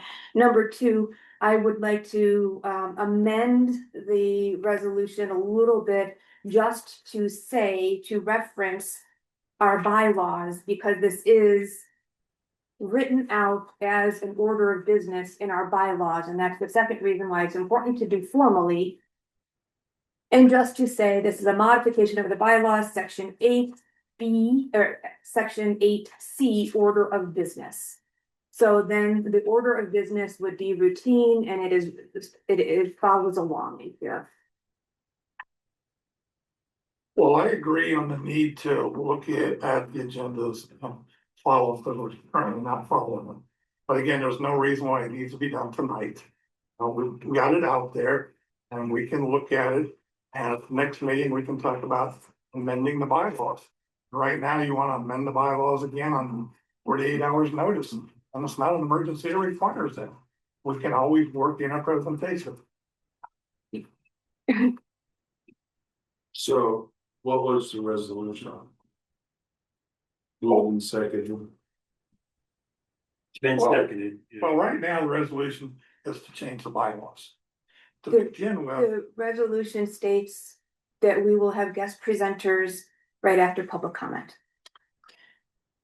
and we're talking about changing the bylaws to put that in there. to reflect that. Yeah, right now, I don't think we should be changing the bylaws on a 48-hour whim. If there's something that we need to work it out, let's look at it. And by the way, I'm not following the bylaws anyway, which I would like to put that on the agenda for next meeting, to look at changing that whole order of the meeting and start following the bylaws, but we're not doing it now. But in any case, we need to be doing this tonight for this on our 48-hour notice. That's a totally false characterization, Director Wickman. It was not a 48 hours notice. You had a month of notice. We talked about it last time. So that's why we did this. I asked for it to be written up. You had a month of notice. And again, you routinely vote this way. You're the one who brings it up. Director Hardinger, you are making faces. What Yes. are you? I just Have wanna, discussion. in the spirit of time. I mean, it should be studied, and again, we're doing the committee work of study. And I don't think we want to sit around and discuss this. And take up a lot of time talking about it at this time. I think it's a good thing to let all the board members know a long time before something comes up. Of course, in this, that's always a given. That's what agendas are for, that you inform all the board members that there is all your rationale is as I agree with. I'm saying that why don't we get this done? We can postpone this until we have a good report that I can maybe read in the next 3 or 4 weeks, and then be able to act on it the next. Okay. Can you tell me why you also voted to move the agenda around last time? So this is for you. You also voted to have the lobbyist moved. It changed the agenda for that last time. This was a change of order. So I liked, the lobbyists were here. Right. And I appreciate what was being done there at the spur of the moment, that you had a guest speaking for us. right. And I like the idea. I thought it was well spoken. What was said at that moment was, why don't we move it to this one? I was all in favor of that. I don't see that was a problem. So that is the same as what this is saying. Right now, what our bylaws say is item number 3, and we do approval of the additions, deletions, etc. from the agenda. Because we know each meeting can have some individual dynamics that require some changes. It doesn't have to be locked in stone each and every situation. And that's what we had last time, was a very unique situation that we accommodated. And that's what Robert's rules allows you to do, make changes when it's necessary. But now you're trying to mandate every possible situation. You can't. You come up with a general rule, and that's fine, and then you make modifications as needed on an individual basis. And that's why we have that on there right now. We can make adjustments to the agenda at the meeting if necessary. But right now, if you sit there and say the agenda says it has to be in this one exact spot, then all of a sudden that doesn't work. Well, we're gonna be back to, well, we need another change, et cetera, et cetera. You can't legislate and lock everything in. You come up with a good generality and then allow some flexibility. Okay. Let's call the question. You are repeating yourself. I am not going to go through all of those arguments again for Yeah, we're transparency and still in what. the discussion. I just like the idea of the public being able to know when these speakers are going to appear, especially at the beginning of the meeting. This is so simple and it would be so transparent. I don't know why we continue to beat these horses like this. I say approve this, be done with it. It's too easy. I mean, we did this kind of thing in high school civics class. Let's just get it done. Don't be scared. The word bylaws shouldn't scare you. Just get it done and it'll benefit the people that are interested in these meetings. That's the main thing. Let's get it done. Well, right now, you want to be amending the bylaws every time something comes up that you want to make some change. It's like amending your constitution every time you want to have a new law. You come up with a general format, which we have, and then you work flexibly within that. And I can tell you from people that come in to listening to meetings, there are changes all the time. There is nothing in there that's absolutely cast. So if you go to a city council meeting, they make some changes. Nothing is exactly the same every meeting. So you just come up with a general format and work your way into that. This seems like a general This form. is still a. It's just very general. Guest speakers are gonna appear after a public comment. And we could even change our minds then. We could have a guest speaker here and say, oh, wait. You can't make your presentation for another 2 hours. We have that option. So why not err on the side of the public, the people interested in these meetings, and get it done? Let them make their presentations. Well, I can tell you, people aren't dependent upon what they see on the meeting.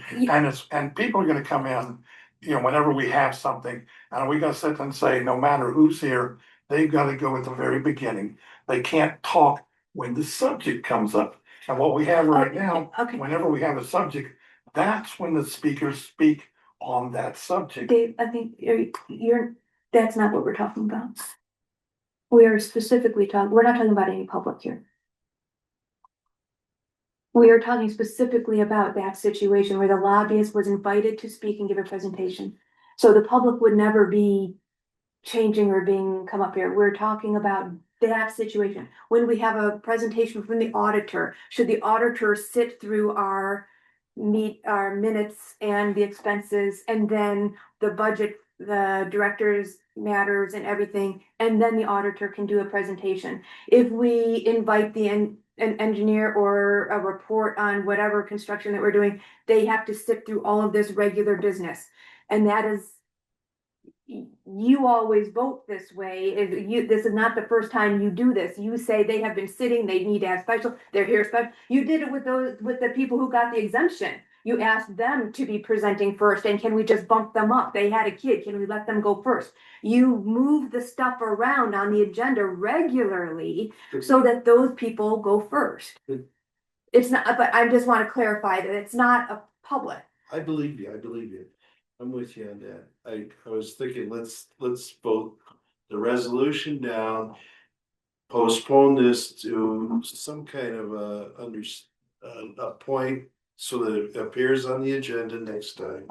I will make a report and try to gather the information that your concerns were, and instead of continuing this discussion, because this is not going anywhere. I don't want to change the bylaws right now. Okay, And I let me call don't, the vote then, and we'll call and you will vote it down, and we will Yes. say you are. Yeah. Okay, so vote in favor of it. It'll be the Director Morgan and Wendell, and the 3 opposed. And the motion fails. Then I will not bring this up again, and I hope that all of you who do this regularly will not do this, because I feel very hypocritical. Okay. Onwards. Legal matters. Did I miss anything else? Directors matters, that was it, letter E. Okay. Legal matters. Would you, can I preface legal matters and then ask you to do a general rundown, Dylan? Yes. We have had, I have been hearing confusion on our legal matters. So I wanted to provide you all with a summary of, just to make sure that you know where we are. Would you like to know that we have multiple things?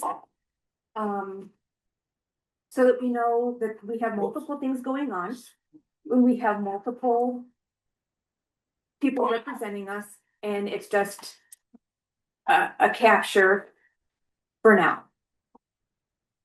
I think we need a flow chart. That's really great. Yeah, thank you for doing this. This is helpful. Nice. So there's a couple things.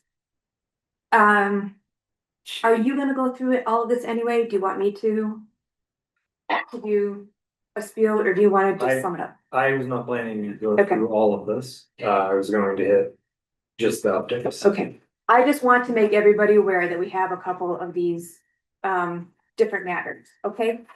Actually, can I, sorry, I gave them all away. We have 2 cases pending with our former attorney, Joe Timmons. They are being handled by 2 different attorneys. One's a state case, one's a federal case.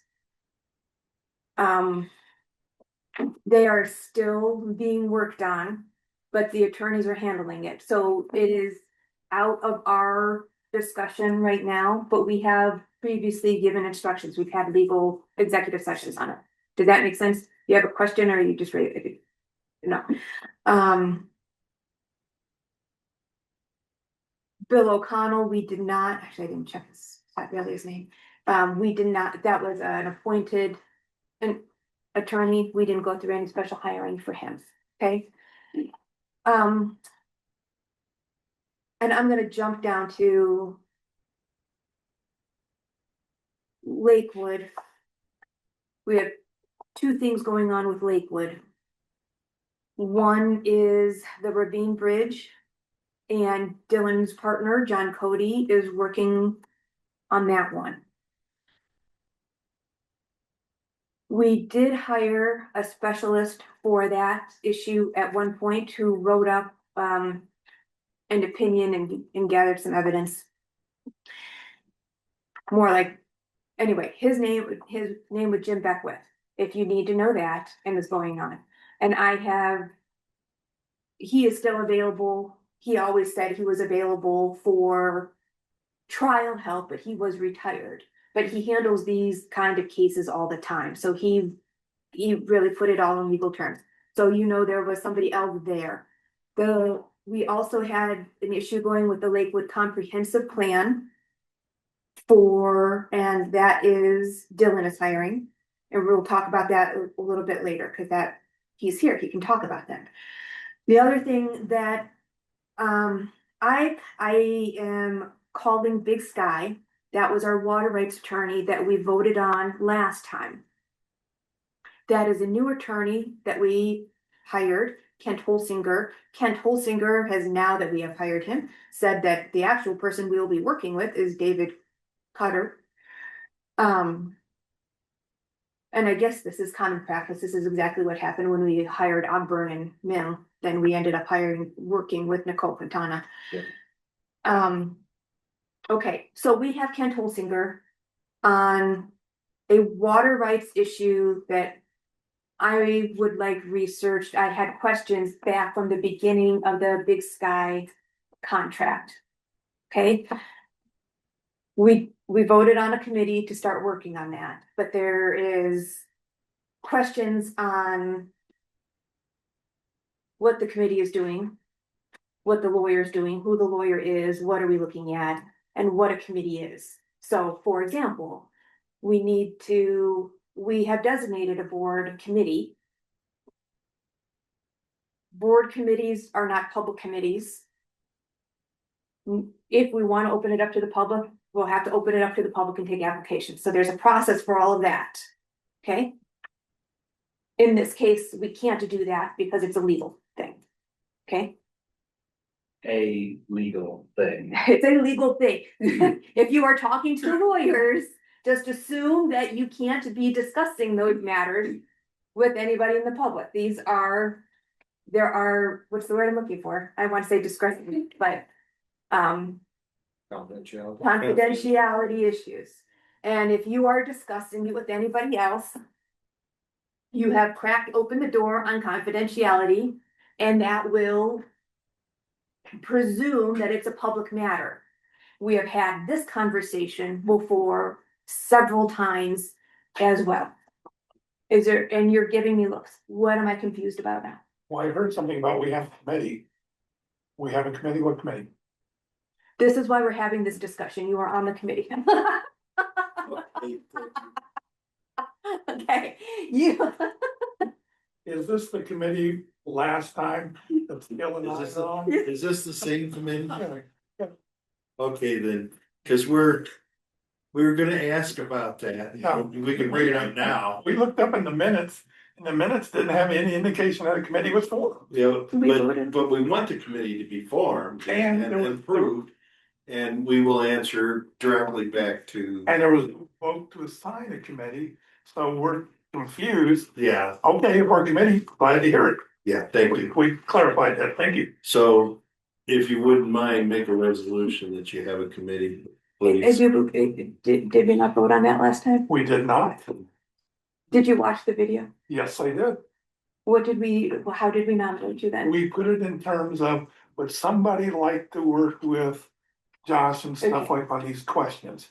And you said, well, I'm kind of busy, I I will. said it all. I said, well, I'd like to work on it. I said, like, I'd like to work. I was like, okay, you Okay, guys work on it. no, okay, then we're talking about different points in the meeting, and this again is different, No, so it's it's a okay. confusion, because I said I will be doing this, this is the thing I have been spearheading for the last, what, 4 months? Fine, And just. you volunteered to do it. Yes, thank you. And yes, and I do have a report for you. Okay, so it's official, there is a committee. And now we have. Okay, As- let's back this up though, because if you're saying, because the committee failed with nobody knowing who or what or how to operate it, and so that's why we have a special meeting tomorrow, so that we can discuss all this. So we can discuss all this tomorrow. That is the whole point of the special meeting, this question Thank with you. this committee and getting things together. That's very good, thank you. Anybody on the committee could have done this as well.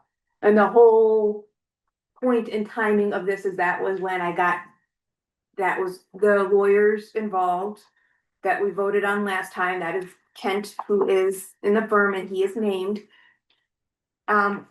He and David could be there tomorrow morning with Dylan. I appreciate you being there, and Josh, and everybody. Those people can make it, and they will be making it happen.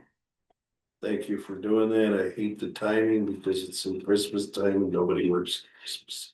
Except us, apparently, and people I'm affiliated with. I've got all kinds of stupid things, right? But I do appreciate that, and I wanna know what is it, is this called a legal committee? Just for general background, we haven't named it. We don't do a lot of committee work. No, we don't. So we just generally all do it here, because if we're doing something, then everybody's involved, and that's the way it works. And so then when we designate a committee, we come in here and we end up doing it. It is by my experience that we repeat it all anyway, so. Well, I trust the members of this board and I think they're pretty conscientious and I just wanted to clarify that there's a committee and that we're going to make a report on this and some other matters to this board at the next, I got one report now. I did talk to another general counsel for somebody else about the issues that we were going through. But in the meantime, you did hire somebody else and that's just fine. And we did get some advice on that. First advice was, Okay, can he happened to know I'm making my report. oh, please, Okay. because Thanks. I need to clarify what you are doing. Because we did not make, if that was your question, we didn't make a legal committee to investigate all legal things. And that's what I'm hearing that you are doing. No, I'm trying to clarify what it is that we are doing. Okay. And I'll be asking Dylan if it's okay and all that kind of stuff. Okay. The other thing So- is I did get feedback on who Dylan is, because apparently they know him. And said that he was adequate. That's nice to know. Like to hear that. My wife said that was adequate. Yeah, and well, Okay, this is one of those guys that, I don't know, he's a pretty wild guy. I don't know, okay, but Dylan, you gave us the, you offered this other attorney to us. Suggested that we're meeting tomorrow morning. Kent, no, I don't believe okay. I recommended Kent. Let me go back to the beginning. So Let me try again. So what we did last time, again, is I have been working, I would like these contract questions answered on Big Sky specifically. oh, Toward that end, at one point, I asked Dylan for recommendations. I had heard one person, he brought us 4. yeah. Director Martinez had them all checked out. We had 4, and in the meantime, I got a different recommendation a little bit away from the special districts world. And we went through all this at the last meeting. We ended up voting to hire Kent Holsinger's firm. Okay. And then I wanted to know if this was something that we were all pursuing, or if I was doing, if there was a committee. And just to answer this one question, not this one question, but this issue of water rights and serving outside of our district. We will talk about that more tomorrow. The committee was, 2 of you were interested in doing legal problems on that issue. So I think due to the lack of clarity and the amount of confusion on what you think everybody's understanding is, that motion in the committee is an obvious fail and we need to start over. So I'm resetting. I'm not trying to walk back your important roles on a legal committee. I want to make sure you know what committee you're on and what you're doing. So tomorrow, we will have a special meeting to meet with Kent and David, maybe just David, and discuss this issue. We may not need a committee if we are all working together and everybody's on the same page. And this, frankly, is normal for how I have been involved in the last 7 years, is that we just have these special meetings and with everybody involved in the lawyers, because everybody will have legal questions. And it's just easier to do it all at once on an executive session. I had not heard any previous interest up until that point, and that's why I offered to do it. And then 2 more people jumped in. And so anyway, what we have tomorrow is Kent. All of that is Kent and Big Sky. We do not have any other legal committee, any other legal general questions. If we ever end up, if you think we need a legal committee to be doing other research, please make a motion on what you would want to be doing. If you want to bring up, I did some research and here's my answers, you don't need a committee for that. You can get yourself on the agenda. Yeah. Okay, and just put it up just like these two gentlemen did for their things, and you get it on the agenda and you're welcome to talk anytime.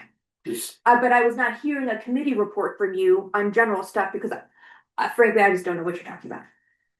I was, no, the other thing I wanted to know was, first of all, we looked up to see, we knew that we were a committee. Based on what, so you got 7 years experience, he's got 40, I got about 50.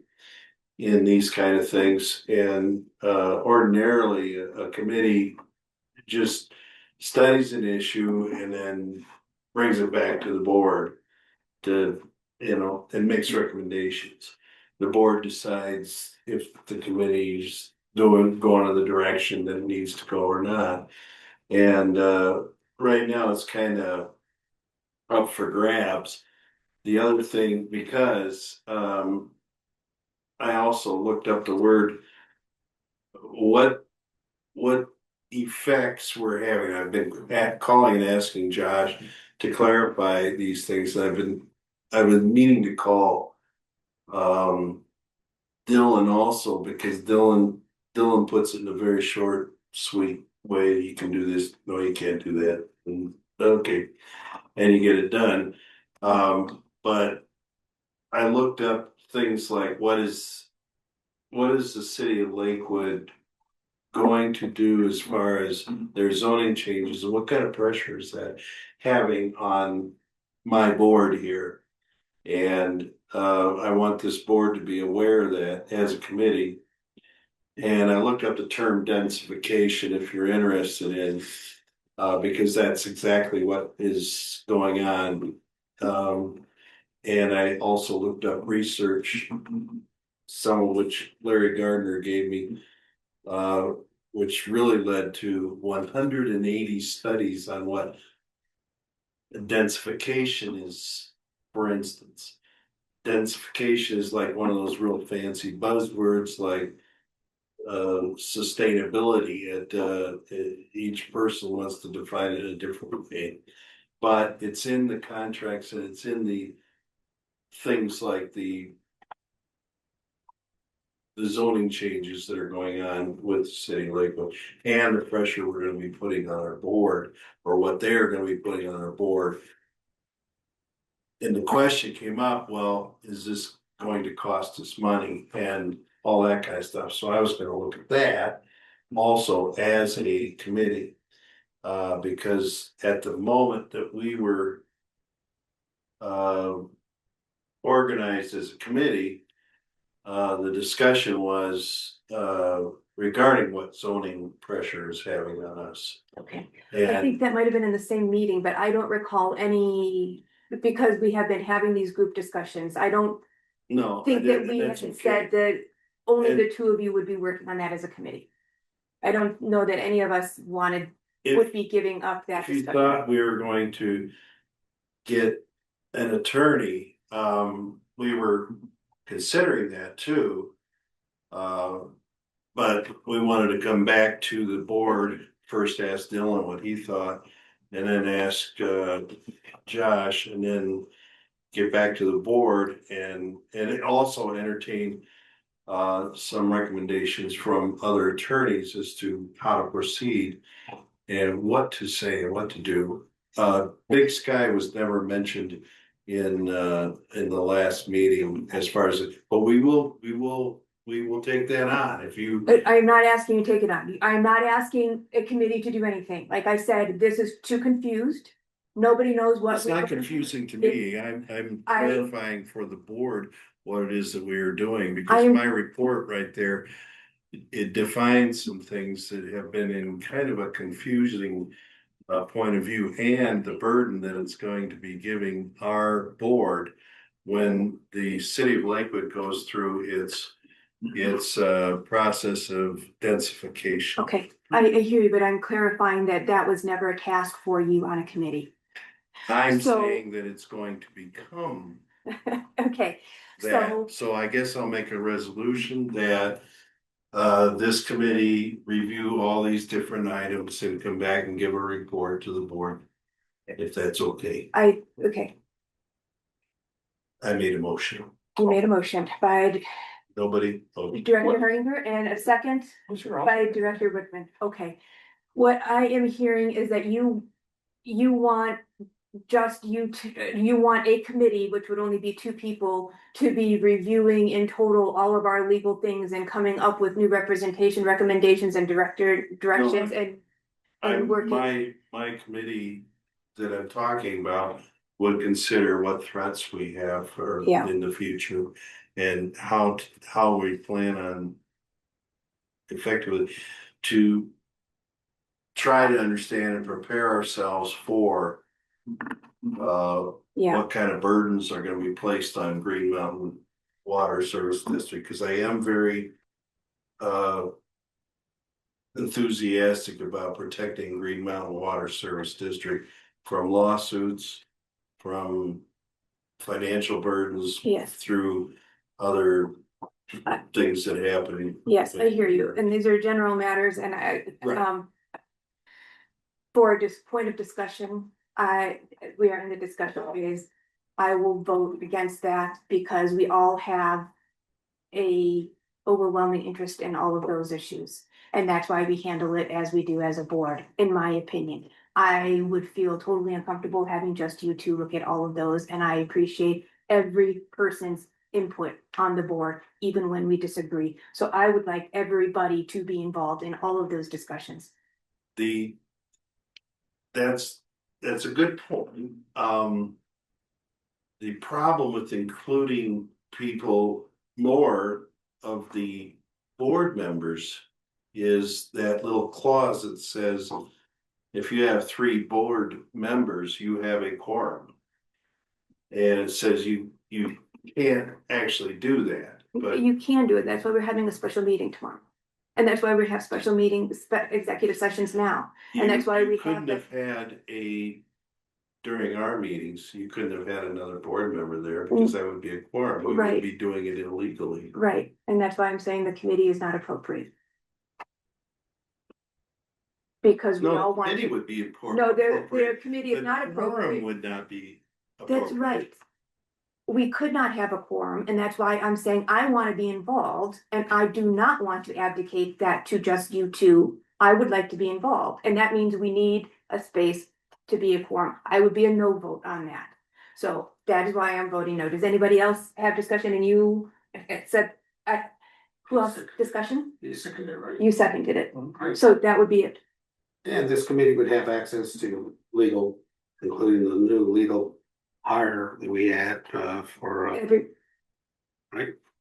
Everybody has access to it right now. Mhm. On the other hand, at this point, the two who want to do a committee didn't know who we were hiring or why. So that's why I feel like it's appropriate to have all of us involved to know what is going on with all of it.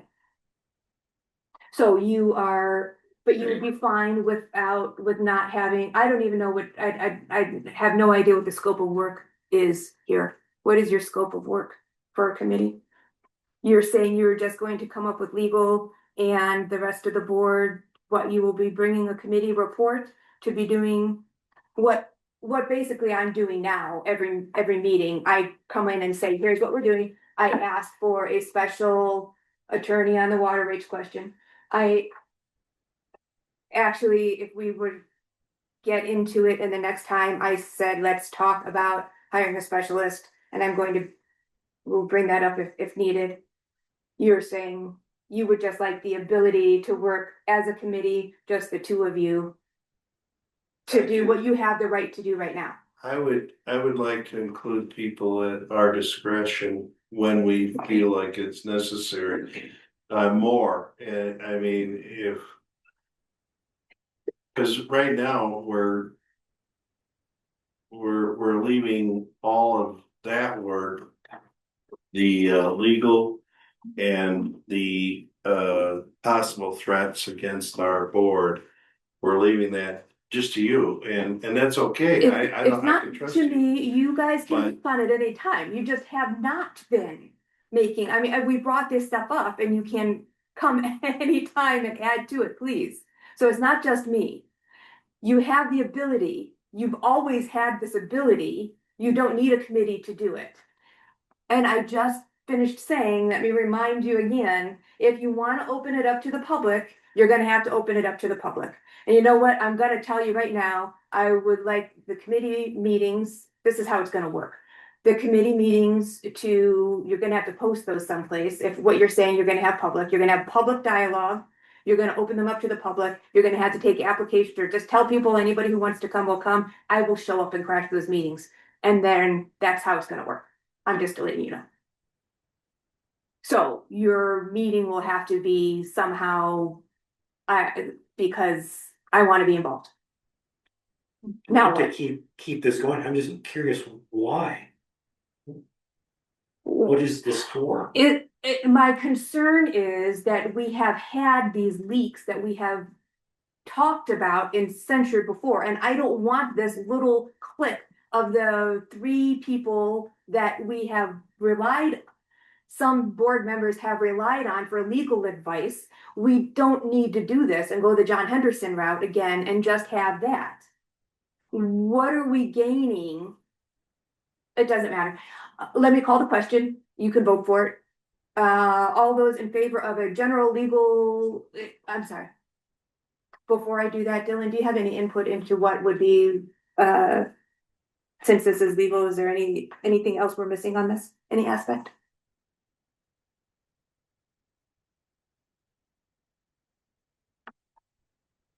Well, I agree that a quorum of 3 people, 3 directors would necessarily constitute an open meeting. So if the board does choose to pursue a general legal committee, I would caution the members of the committee not to violate the open meetings law. And I would also strongly recommend that any attorney-client communications from me or from any of the other attorneys representing the district be kept strictly confidential. So I would caution the committee also against involving members of the public in discussions of attorney-client communications or recommendations. I think I'm much more comfortable providing legal updates to the board collectively. Right. So that all of the directors are aware of what's going on for my part. And I'm confident that all of the other attorneys representing the district would feel the same way. And the executive session is a mechanism for doing that that's only available to the board during meetings. So I think that on balance, probably the committee is going to, a formal committee would hamper the ability of the directors to get good legal advice.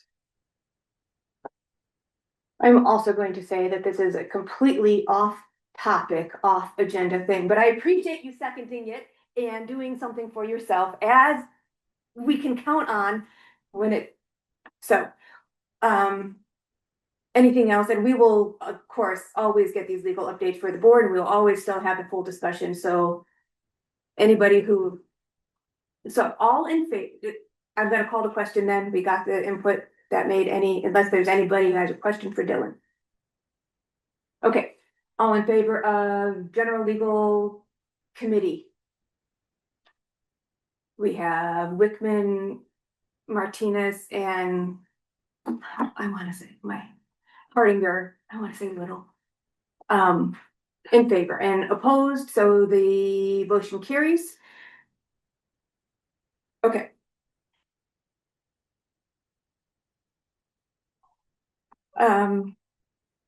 Wait a second, then we can suspend rules and your strongly held beliefs whenever you want. Now can we get to, because I was interrupted. Let me bring up for consideration still. Early on, Director Hardinger had talked about looking at other outside counsel. And we talked about zoning when it was talking about zoning. There is a specialist on zoning who is working with, here in Lakewood that is available for hire, who may be able to help us on the complaints. The complaints are waiting for me to review. Again, nobody else has shown interest in actual work like this. If you are, I don't even want to say, if you are asked about the complaints, but you are not allowed to share them with anybody. So I would just strongly recommend you don't. I don't know if you are able to not share it. So complaints to Lakewood on the Can you explain comprehensive what plan. complaints? Yeah, what are we talking about? What complaints? are you talking We filed the, So a complaint is the initiating document for a lawsuit. Oh, okay, okay. Yeah, but they're for lawsuits. So in this case, it's the document that would start the Rule 57 Yeah. process. So I put together a draft of that and I sent it to Josh for some review of the factual considerations. And I sent it to Karen as well for any further comment. I'm happy to send that to the board generally for review and comment, but it was not ready yet before this meeting. It's I this, really would like to see it. yeah, and that was based off of the letter that I wrote, and I received no feedback from that either. is this the letter that was posted in our email? So I am familiar with that. Yeah. Thank you. That was, you made that. No, the initial objection letter to Lakewood, I think was Josh and Karen, and I reviewed it, but I did not draft that. That's great. And then Lakewood's response was obviously drafted by Lakewood. But the litigation initiating document, the complaint that we're talking about, that was me. Or Timeliness on this is an issue, so I think we should, let's table that and anyway, let's table that discussion for right now, because we still have to go into that specific complaint. We can go into on the executive session, okay? Do we have any other general legal updates? yes. So we have filed the lawsuit regarding the ravine crossing, and the city of Lakewood has answered that, which means essentially that they filed a document denying our claims, saying, no, you've got the facts in the law wrong, which is typical. So the next step for that is going to be getting us a conference scheduled with the judge to lay out the schedule and the deadlines. So that's very early in that case, still procedurally. When we have additional information, I'll update you on that. The Timmons suit, yes. I'm sorry, when you finish, I have to go back to something. Okay. The Timmons suit, the trial court. There's a trial in September, and the court ruled against the district and in favor of Ms. Timmons. We objected. My partner John is handling that case. He filed a motion requesting an amendment of the findings, and the judge granted that in part, modified the findings slightly, but for the most part kept the original findings in place. So our plan is, his plan is to appeal that as an adverse finding and not reversed by the motion for reconsideration. So we're in the process of filing the appeal in that case. We'll go into the rezoning issue in executive session. And there are no other general legal matters. I needed to specify on the previous motion for the committee that the committee members those were not mentioned, but the committee members presumably are Hardenberg with me. So just specifying for the record. Got it. And we did not settle that no members of the public were mentioned. So if that changes, that'll have to be next time, because that is the committee. Okay. Okay. Did I miss anything else on that?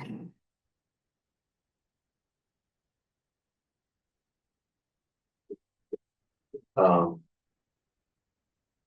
As a note, it requires a vote of the board to retain an attorney according to your bylaws. So, or any professional consultant or to enter into any contracts. So any proposal like that would need to be brought to a board meeting and voted on. For our new council. Yeah.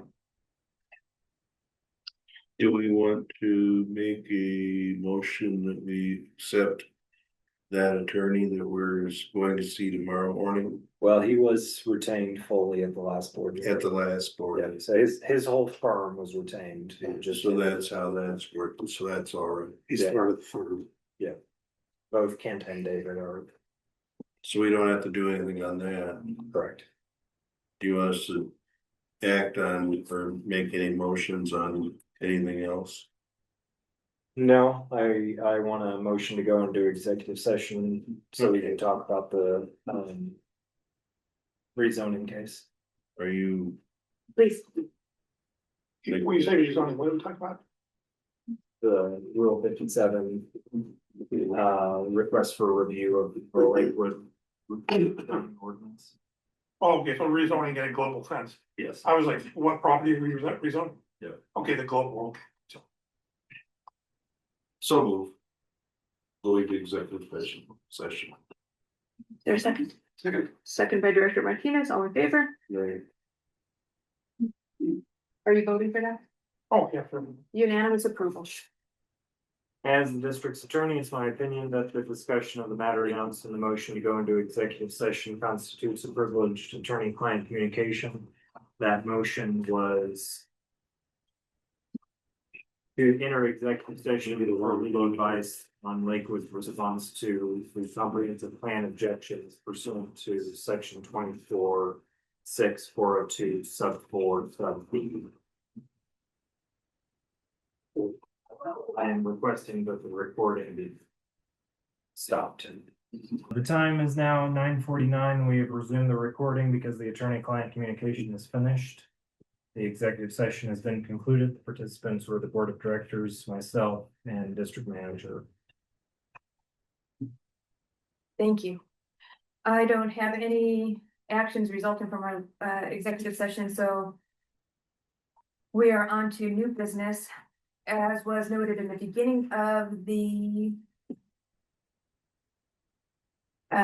meeting, we had previously discussed a resolution of support for the petition gatherers. The timing of that was, we did not put it on. And I talked to Director Wendell about that because my understanding, and tell me if I'm remembering this wrong, Roger, but the timing was we were going to I thought you wanted to support like the referendum. And we do not have a referendum to support as of yet. I thought it was twofold, to do that and also to show our appreciation For the fabulous work they're doing. So But it hadn't come to fruition at that time. So it was just a matter of timing. If you want to do that at any time, bring it in a letter for the group. Yeah. To say we support, appreciative of your effort or whatnot, we can do that. And if there is some kind of something coming on, a ballot measure or a referendum that we know of, we can do a second resolution of support. Sure. Later. That is what happened. And my apologies, I don't remember his name. It's Brian something. And I did talk to Brian. I saw him at another meeting and he would like to not be mentioned and Oh. just say the group that is working on it. Okay. Wonder if we can have that withdrawn from the minutes here by the note taker. Please do not mention his name. Yeah, he said it was a group effort and everybody should be noted. So he wants especially the people in charge of the petition. Does that answer questions on that? Are we clear? Yes, sure. Okay. Is your explanation gonna show up in the minutes? Because Cause that's the way I look at it. I'm reading through the minutes. I was like, oh, we're gonna do this. And I try to follow it later, see if it shows up in the minutes of something else. And I never see it again. So it would be nice to have a paper trail that, you know. Okay. A to B to C to D. For the note taker who is listening, can you please brief my explanation in the minutes? Include that. They will hear that. And you can watch for it as per your job. Okay.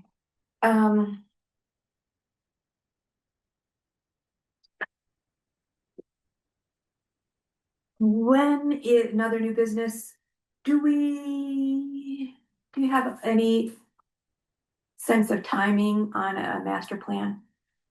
Now that the budget is approved, we will reach out to Olson. We did express to them that it's very high on the priority list. I had a thought on that. That if, can you check with them and see if there would be some way to, and we have talked about basin by basin before for our district. What I'm wondering is if we can evaluate the largest concentrations of capacity and where we do that, they do that to say, in case, for those of you who haven't looked at the master plan, they'll put a red dot on this sewer line and they'll say, this is a problem, and that's where we target. I'm wondering if we can somehow say now, this whole Weir Basin, we're not developing in right now. We're just gonna have to put a hold on it. But we will know that, up here along Union, we do have capacity, and we just update our availability papers for that. And that's kind of where we end up getting to, but I'm wondering if we could just do a broader area, because especially when we need to say for emergency purposes, now that we've got 50 people can move in. I would like to eventually move to something to say, we just can't develop here right now, and maybe not worry about these places that we need to upsize until we get a handle on, just say, no, we're not gonna do any development that feeds into Kentucky. You can develop right here. That's just what we're gonna concentrate on. Yeah. And I'm not suggesting policy right now. I'm just trying to spitball how we can handle until we get a handle on what we're doing. Yeah. So the idea is we'll come up with the new zoning and potential gallon per minute. All the criteria we need in order to establish how that new zoning is gonna affect us. Yeah. And when they run the model, it's district wide, so Yeah. it'll reflect everywhere. Yeah, and that's what I'm trying to kind of get away from, to say maybe there is something that is not district wide so that we can target where we know development is okay, if there are any. I don't know, see what we come up with, that's way in the future, we'll see. It'll be based on capacity, and especially in the transit heavy areas. Yeah. things like that. Okay. Another thing, because of that bend, and for everybody, we never did close that loop on that. Can we write can you tell me what the status of that is? Last I remember, we were gonna hear from GSA and we made contact, but maybe They didn't know anything. they didn't. Can we just send them a letter? Can we do that and take some proactive step to say, it's our understanding, this has been released, we don't need any more. They are, as of yesterday, now working officially with Lakewood. So go away. Well, yes, I have. We have an agreement from Lakewood Land Partners that they will coordinate and assist in release of the Right. obligation. And so GSA says they don't have any information whatsoever on what they gave to Lakewood Land Partners. So I've asked Lakewood Land Partners to agree that GSA gave them everything, or that they will, even if they don't agree to that, they'll agree to ask with us, GSA, to release the entire reservation capacity. So Okay. I am going to go back to the GSA and say, you don't have any information, we want you to release all of it. Okay, So that's in process. it's in process. Yeah. Do we have any idea what the time of that would be? That is not I'll probably make that request to the GSA in January. because we're not, what are you requesting from GSA? I thought you were going to ask Lincoln Park to release it from. Okay, I'm asking Lakewood Land Partners to join in my request to GSA. I see, okay. All right, thank you. I'd appreciate an update because I have been forgetting to do that. What if GSA does their usual drag their feet and get around to it in the following decade? That's a possibility. This is the first step, and that's what I'm asking for too. Can we send them a letter? How are we gonna proactively head that off? And this is the first step. Yeah. So. We'll cross that bridge. Yeah, what kind of information information can we get? Well, we can just point them to the website that has it. Yeah. And I have one more question of general interest. I'm sorry, but I was hearing and from a legal standpoint, I had heard that if we are referencing a document in a meeting, that is a Cora-able document. Yes. It's a what document? You can Cora that document. So when I started on the board, I was meeting with Denver Water and they said that's why they really proof and legal approves everything in the board packets, because when you say it's in the board packet, now somebody can Cora that and get everything and it's better be exact. So does that hold for things like that's why I sent you the summary. Right. Plus I didn't want it to be wrong, which is typical, but does that hold for things like, what's the word, densification paper? Yes. Yes, so now that you've said, I've got a paper on densification, somebody could Cora that and ask for it. Yes. Yes. If it's reviewed by the board in the event. So probably in this case, Yeah. I'm the only one that looked at that piece of paper. Yeah, okay. So But- it would be, probably wouldn't be, but. Okay. But I'm just making sure. and for example, like your notes are not horrible. They're specifically excluded, even though you might reference them in the meeting. But Okay. But yeah, in general, anything the board looks at during the meeting is subject to the Open Records Act. Okay. Thank you.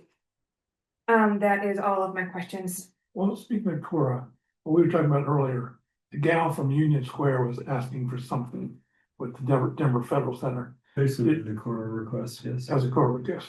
Do you remember what she was asking for? What's the point? Basically, all district documents related to the Fed Center. And what's the point? I don't know what the point is. They're open records and she wants them. Okay, okay with me. Don't know where she's going with it, but all right, Anything else? curious. So, one more thing now, just to clarify. Everything that Lakewood was talking about with densification and everything from England to Vancouver. That they've been talking about with densification, you already were kind of aware of that. I have a general understanding of the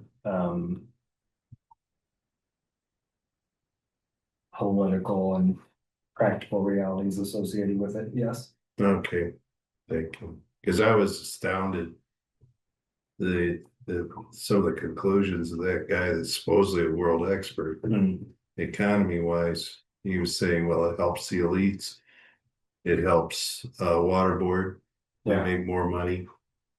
It helps city councils, they make more money, but the lower income people go lower in income, and those that are already on top actually make more. Yeah.